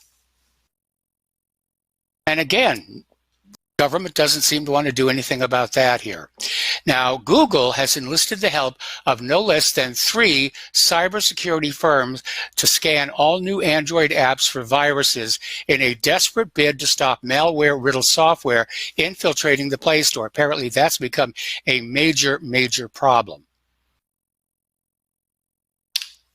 So, now there's a bug in the Facebook app, and apparently you scroll through photos and images, and when you come out of that scrolling, the screen shifts to one side. And you can see in the background that Facebook has enabled the cell phone camera. So everybody's out there saying, why is Facebook turning on the camera to watch me when I'm looking at Facebook? Obviously, the camera is being activated without the user's knowledge. The issue seems to only plague smartphones that are operating on iOS 13.2.2, that's the latest one, and occur when a user swipes rapidly through the app. All right, we were talking about Google's Project Nightingale. Now, Google wanted to have a voluntary library, if you will, archive of personal medical information. Well, that bombed. Nobody wanted Google to have that information. So they simply went on out and started vacuuming it up. And now the federal government is launching an investigation into Google over this conduct, which I tend to agree. This is not what Google is supposed to be doing. Google is supposed to allow us to search the web, not the other way around. Now, a little bit of good news. A federal court has ruled that suspicionless searches of travelers' phones and laptops is, in fact, unconstitutional. We've been hearing a lot of people complaining about the fact that they would go through the airport checkpoint and TSA would simply pick by random, 1, 2, 3, 4, we're going to look through your iPhone. And they'd say, where's your probable cause? And say, well, we don't need probable cause. The courts have said, yeah, you do. Definitely do. Apparently, the latest Intel CPUs are affected by yet another speculative attack. The more they junk up these boxes, the worse security gets. We'll be right back. And aloha, America. Welcome back to our show. The phone lines are open, 800-313-9443. Now, out in Hawaii, Representative Crazy Mizi Hirono is out there telling people to stop thinking about climate change and just believe in it as if it were a religion, not a science. Which is basically telegraphing the fact that they know the science is against them. So that's Hirono's new suggestion. Don't think. Don't treat it as science. Just believe. Just believe, as we tell you to believe here. Meanwhile, David Attenborough sent a camera crew down to Antarctica to document the effects of climate change. And apparently the BBC camera crew called back and said, it's really hot down here. I mean, relative to Antarctica. So, not very good down there. All right, we're going to go back to the phones. Ken in New York, aloha. Ken, welcome to the show. What's on your mind? Aloha, Mike. Using a similar logic to suing the gun manufacturers and the bullet makers, would it be possible to sue the manufacturers of this software that's being used to rifle through cell phones and the computers? Well, I certainly think it would be possible, but the analogy I prefer to use is, you'll get somebody who will get in a car and behave very badly. They'll get into an accident. There'll be a hit and run. They'll knock over pedestrians. So do we have a right to sue the car manufacturer for how their car was being misused? And the answer to that is no. Nor do we have the right to sue the gasoline company that produced the gasoline that powered the car. But would you say that if you still there? Yeah, I don't know what that sound was. Oh, I'm sorry. I'm sorry. I heard a beep. If it's being used to enable illegal searching, question is, I guess, what is illegal and what isn't? In theory, I would have to say yes. In practice, it's going to be very, very difficult. Yeah.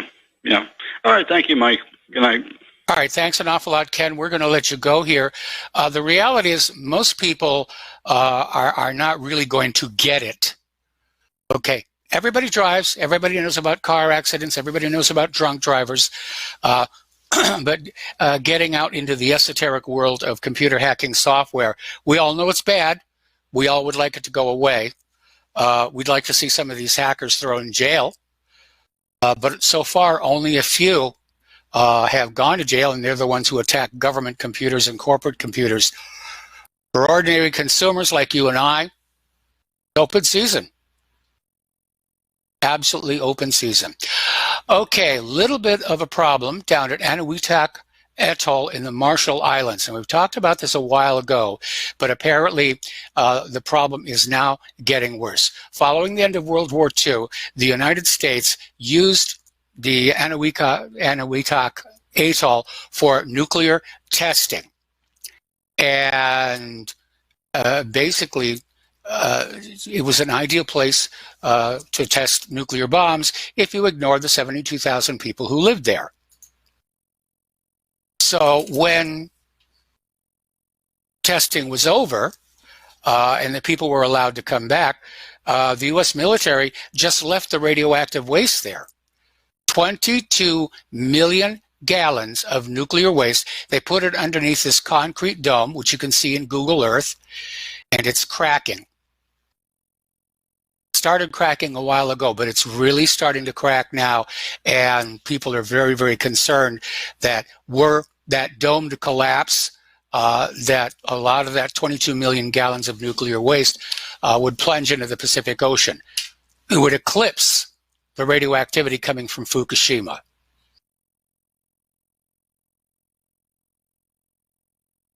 So, I mean, that's a very serious business. But again, it shows how the U.S. will just carry out these experiments.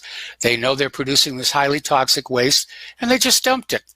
They dumped it on this island. They put a concrete cap over it and said, somewhere in the future, somebody will have to deal with this. Well, the future is now.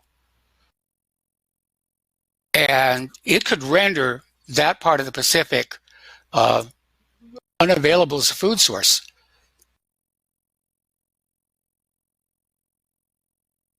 That much radioactivity flowing into the food chain, the food would be deadly. It's insane. Okay, we're coming up here on another commercial break. And when we come on back, more news and hopefully phone calls. And we're going to start with another radioactive story. This one has to do with Karen Silkwood. So we're going to take a break now for commercials, and we'll be right back after these few words. Pardon me, and aloha, America. Welcome back to our show here. Now, on this date back in 1974, whistleblower Karen Silkwood was driven off the road and killed. Karen Silkwood was an employee of the Kerr-McGee nuclear fuel processing plant, and she became very suspicious over the fact that so many of her fellow employees were coming down with cancer. And she was concerned that the safety systems to protect the workers from radioactivity were insufficient. And she started collecting information. She started speaking out and saying there's something going on here. And they did everything they could to silence her, including contaminating her, so they could put her through decontamination, which was a very, very painful process. There's actually a movie out there called Silkwood. Cher was one of the actors in it. And here's a little known fact most people don't know. Karen Silkwood's body was removed from the crash scene and taken to an undisclosed location where her brain and internal organs were removed under the direction of Karen McGee and the Atomic Energy Commission. Well, those are the organs where remnants of radioactive contamination would have been found. So they were basically trying to clean up the evidence, as it were. Now, Karen had been on her way to present evidence about malfeasance at Karen McGee to a New York Times reporter. And Silkwood's car was driven off the road and she was killed. Now, Karen McGee's operatives, if you will, eventually admitted they drove her off the road, but said they didn't intend to kill her, which I guess makes it all okay. But even back then, back in 1974, you know, you didn't challenge the nuclear industry. And you didn't blow whistles. Meanwhile, NASA has a new mystery on its hand. Apparently, there's some new data from Curiosity rover showing fluctuations in the oxygen levels on the red planet. And a portable chemistry lab on the Curiosity rover has been sampling the air above the Gale crater on the red planet for 3 Martian years, or about 6 Earth years. And scientists have used this data to measure the way the gases that fill the air above the surface of the crater change with the season. And they discovered the amount of oxygen in the atmosphere goes up by 30% in the spring, then drops back to normal by the autumn, in a way that NASA scientists say cannot be explained by any known chemical process. Well, I have a hint for you. Photosynthesis. It is very frustrating to see NASA have all this data that indicates there is, in fact, life on Mars, and they're just staring at the ceiling and whistling, doing all that they can to ignore it. Okay, now, let's go over here and see what we've got. All righty. Apparently, more details are starting to surface on Hunter and Joe Biden and their deals in Ukraine, and yet Adam Schiff will not allow them to be called to testify. So it's, again, Adam Schiff is just keeping the focus on Donald Trump. And apparently, Schiff tried to instruct Taylor on how to answer the GOP's questions, called leading the witness. This whole impeachment thing, it's such a joke. It is such a joke. Apparently, as 5G rolls out, there are troubling new security flaws emerge, many of which were carried over from 3G and 4G.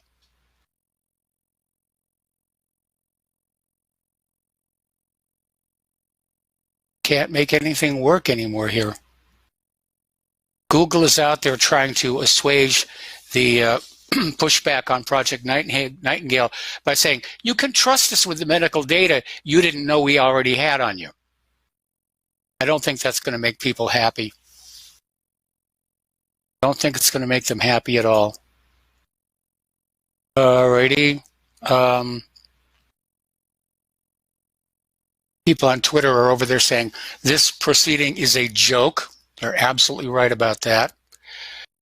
Now, Snopes marks the claim that every Republican since Dwight Eisenhower has faced Democratic impeachment charges as mostly false.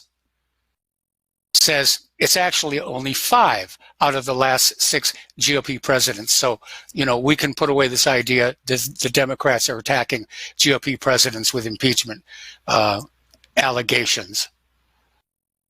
Somebody's describing the impeachment hearings as the Ku Klux Klan witch hunt. Definitely is. There's a new AI out there that after listening to your voice for just 5 seconds can clone it. Between that and some of the other video processing, facial changing software, it's getting harder and harder to trust what you see and hear on TV.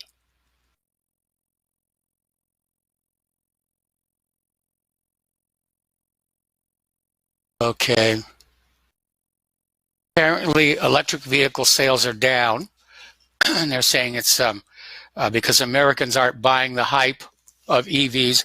I don't think that's it. I think it's just they can't afford a new car. And I think once they come up with a cheap, clean way of generating electricity to recharge those batteries, that the EV is really going to take off. Claire and I bought our newer car. We did look at trying to find a hybrid or an electric vehicle, but the prices were so high, we had no chance of reaching that. Okay, apparently over at ABC, there's another insider spilling the beans about how ABC covered up the story about Jeff Epstein.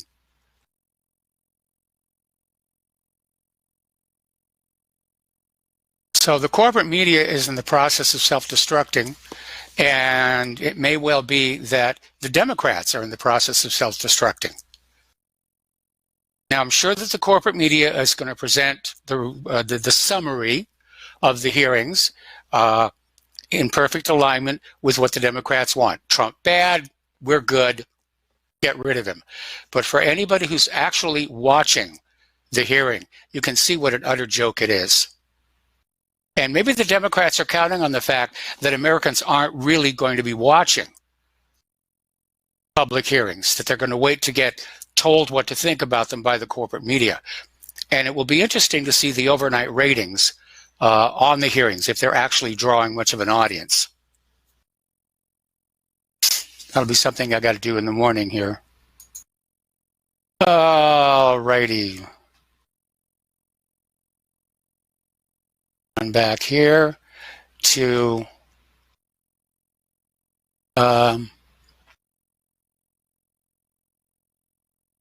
people are saying, are things really getting better? No, they aren't. And I get these callers who call into the show and say, you know, this is the best economy I've ever seen. You're being told it's the best economy you've ever seen. And it's hard to reconcile that with the out-of-control homelessness, all these iconic retailers who are closing the doors as we go into the holiday shopping season. From where I sit, no, the economy's in serious, serious trouble. I think we're going to see a lot more retailers go under. This is going to be the Christmas where people are just going to, you know, make like cupcakes and stuff to give as gifts. They're going to realize maxing out the plastic to buy a bunch of junk that the other person probably doesn't even want in the first place isn't the way to go. You know, your spirit of Christmas, as it were, is not measured by the balance on your credit cards. Speaking of homelessness out in San Francisco, there's kind of this irony. Their new DA is not going to prosecute homeless people who basically poop on the sidewalks. They arrested that other guy for eating a sandwich on a BART platform. Kind of a weird, weird situation. All right, we're going to go to the phones here to, Dustin in New Jersey is calling back in. What's on your mind, Dustin? Yeah, I wanted to talk about, because Tom mentioned that the economy is doing great and this or that, but Mike, it depends what kind of sandwich the guy was eating. Maybe it was a peanut butter and a banana sandwich. But I mean, seriously, Tom, if the economy is doing as well as they claim, why is the Feds pumping all this liquidity into the banks? There's no answer for that. Like, nobody's answered that. Why would the Feds be needing to inject liquidity into the banks if there wasn't a problem? You know, and didn't Powell come out today and say they're not going to change the interest rate? I believe so. So, I mean, see, now I don't understand this. The president doesn't pick the head of the Federal Reserve, right? Is that how it works? Well, in theory, the president confirms the head of the Federal Reserve. The Federal Reserve sends over a name and said, we want this to be our new chairman, and the president gets to say yes or no. But outside of that one contact, the Federal Reserve is a completely separate entity. They're not part of the U.S. government. They're no more federal than Federal Express. And remember when Trump ran, he says that we're in a, I said this before, we're in a big, fat, ugly bubble. We are still in a big, fat, ugly bubble because that's another thing, like nothing's been fixed since the 2008 financial crisis, which is an extension of, I believe, the 1970s taking us off the gold standard, which was basically, you know, a default, right? Like, yes. Do you think, I mean, was that a default by taking us off the gold standard because we didn't have enough gold to back up those gold certificate, you know, dollar receipts, basically, that we didn't have enough of those to back that up. But that's a default, right? Like, is that like, that's not a legal default, right? That's basically a... Yeah. You know what I mean? Like, that's... Go ahead. That's not a... It's a default, but it's not an... Like, do you think they'll ever have an official default? Because, I mean, we all know, like, the country's full of debt. The federal government and the American people just have too much debt. And what happens? I mean, if the American people just have too much debt where they're not purchasing anything anymore, that's when the system is basically going to fall apart. Crashing down. You know, one of the things I've noticed happening is all these ads for these credit repair, Credit Sesame, Credit Karma, whatever, who promise to help you get your credit rating back up. Well, the reason they're doing that is so that you'll feel encouraged to go on out and borrow more, to buy more during the holiday shopping season. It's just another scam to get more money out of you. But the thing is, Mike, you can't borrow more than, like, because in your mental mind, when you get a certain amount of cards, you know it's time to, like, call it quits. You know what I mean? Like, there's a point where you say it's enough. And I think we've reached that point, and our government reached the point because, like, how long can this continue for? The same with in Britain and France. I mean, the West is full of debt. And so is China, but China's a creditor nation. They have manufacturing to fall back on. We don't. We have issues here. And, you know, like I said, if that whole infrastructure would kind of help out, right? Like the infrastructure would put people to work. And we need to start building stuff here again. If we don't, we're finished. Because if you're not building anything, there's no investment going on here. There's no companies investing. They're getting 0% interest rates. They're buying their own stocks back. That's what's pushing up the stock market. It's not, the stock market's not going up from investing in the stock market. You know, it's just from buying their own stock back. So it's not actually helping the American people as a whole. It's just certain people making a lot of money. We're in trouble. Yeah, that's the whole bottom line, Mike. We're in trouble financially, and I think they know it. They definitely know it. The federal, like, Powell knows that. I think he's not a stupid man. And Trump's not stupid. You know, I don't hate Trump. I just think he's not doing the job that I wanted him to do. And he said it when he ran. We're in a big, fat, ugly bubble, and I don't understand why nothing's being done to remedy the issue we got, because it just can't keep going on. You know, because it's actually now it's dragging down the world economy, right? Like this whole tariffs and and this or that. It's actually, I mean, I don't know how much longer it's going to last, but Mike, hope somebody else calls in. Have a good night. All right, thanks an awful lot. As a matter of fact, somebody else has called in. Let's go to Kelly in Austin. Aloha, welcome to the show. What's on your mind? Well, I watched bits and pieces of that miserable hearing today, and I noted that both Kent and Taylor were made fools of in the cross-examination. And I'm not sure that anyone in the media can look at that in retrospect and claim that Democrats made any headway. Now, I know that the erstwhile Zionist Chris Wallace thinks that the testimonies today were very damaging to Trump. But I don't trust his success into this any further than I can throw a ton of lead.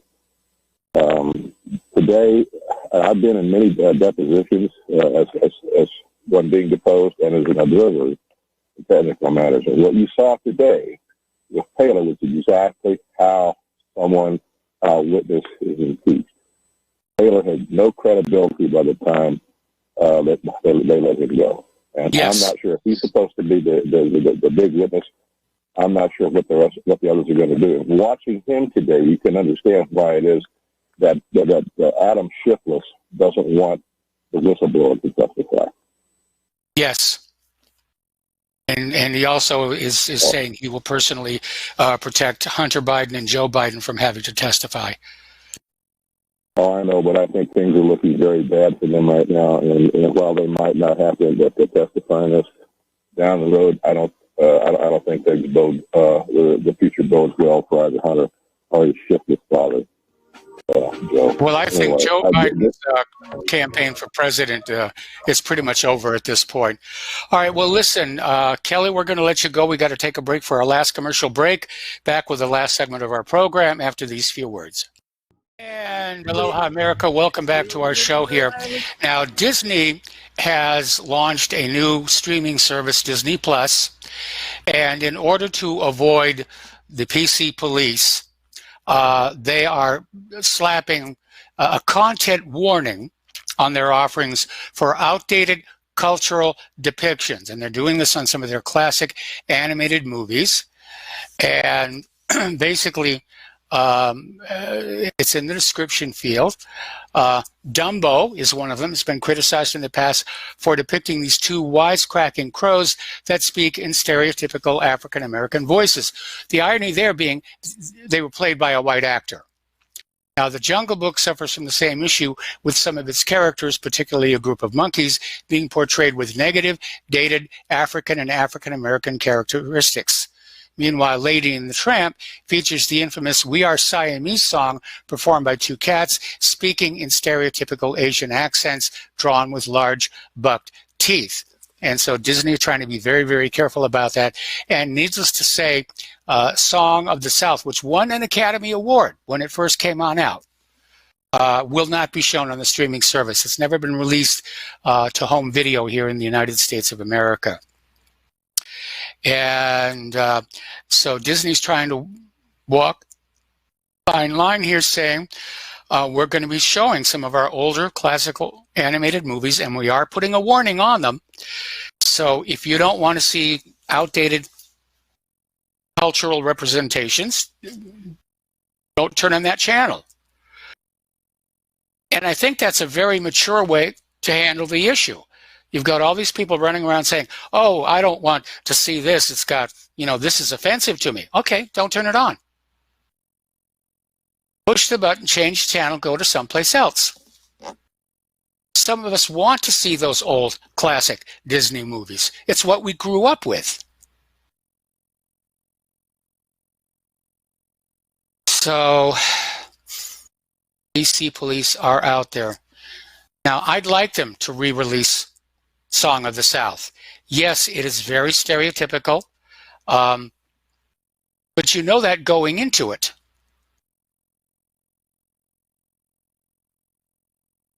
It's about returning the choice of what to watch to the people who are watching the TV and not letting some third-party liberal crybaby whiner decide for you what you can look at and what you can't. I really resent that.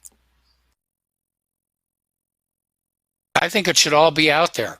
And if there's something that you find offensive, don't watch it. There's probably going to be stuff out there I find offensive. I'm not going to watch it. But I'm not going to go around the neighborhood banging on every single doorway saying, no, don't you dare look at this.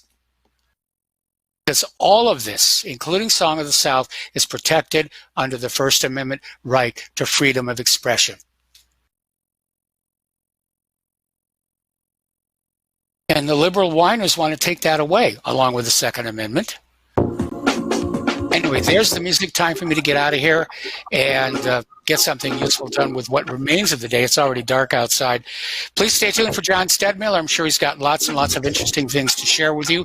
Please spread the word of RBN. Please spread the word of whatreallyhappened.com. Please donate to both of us, and we'll be back tomorrow. Aloha, America.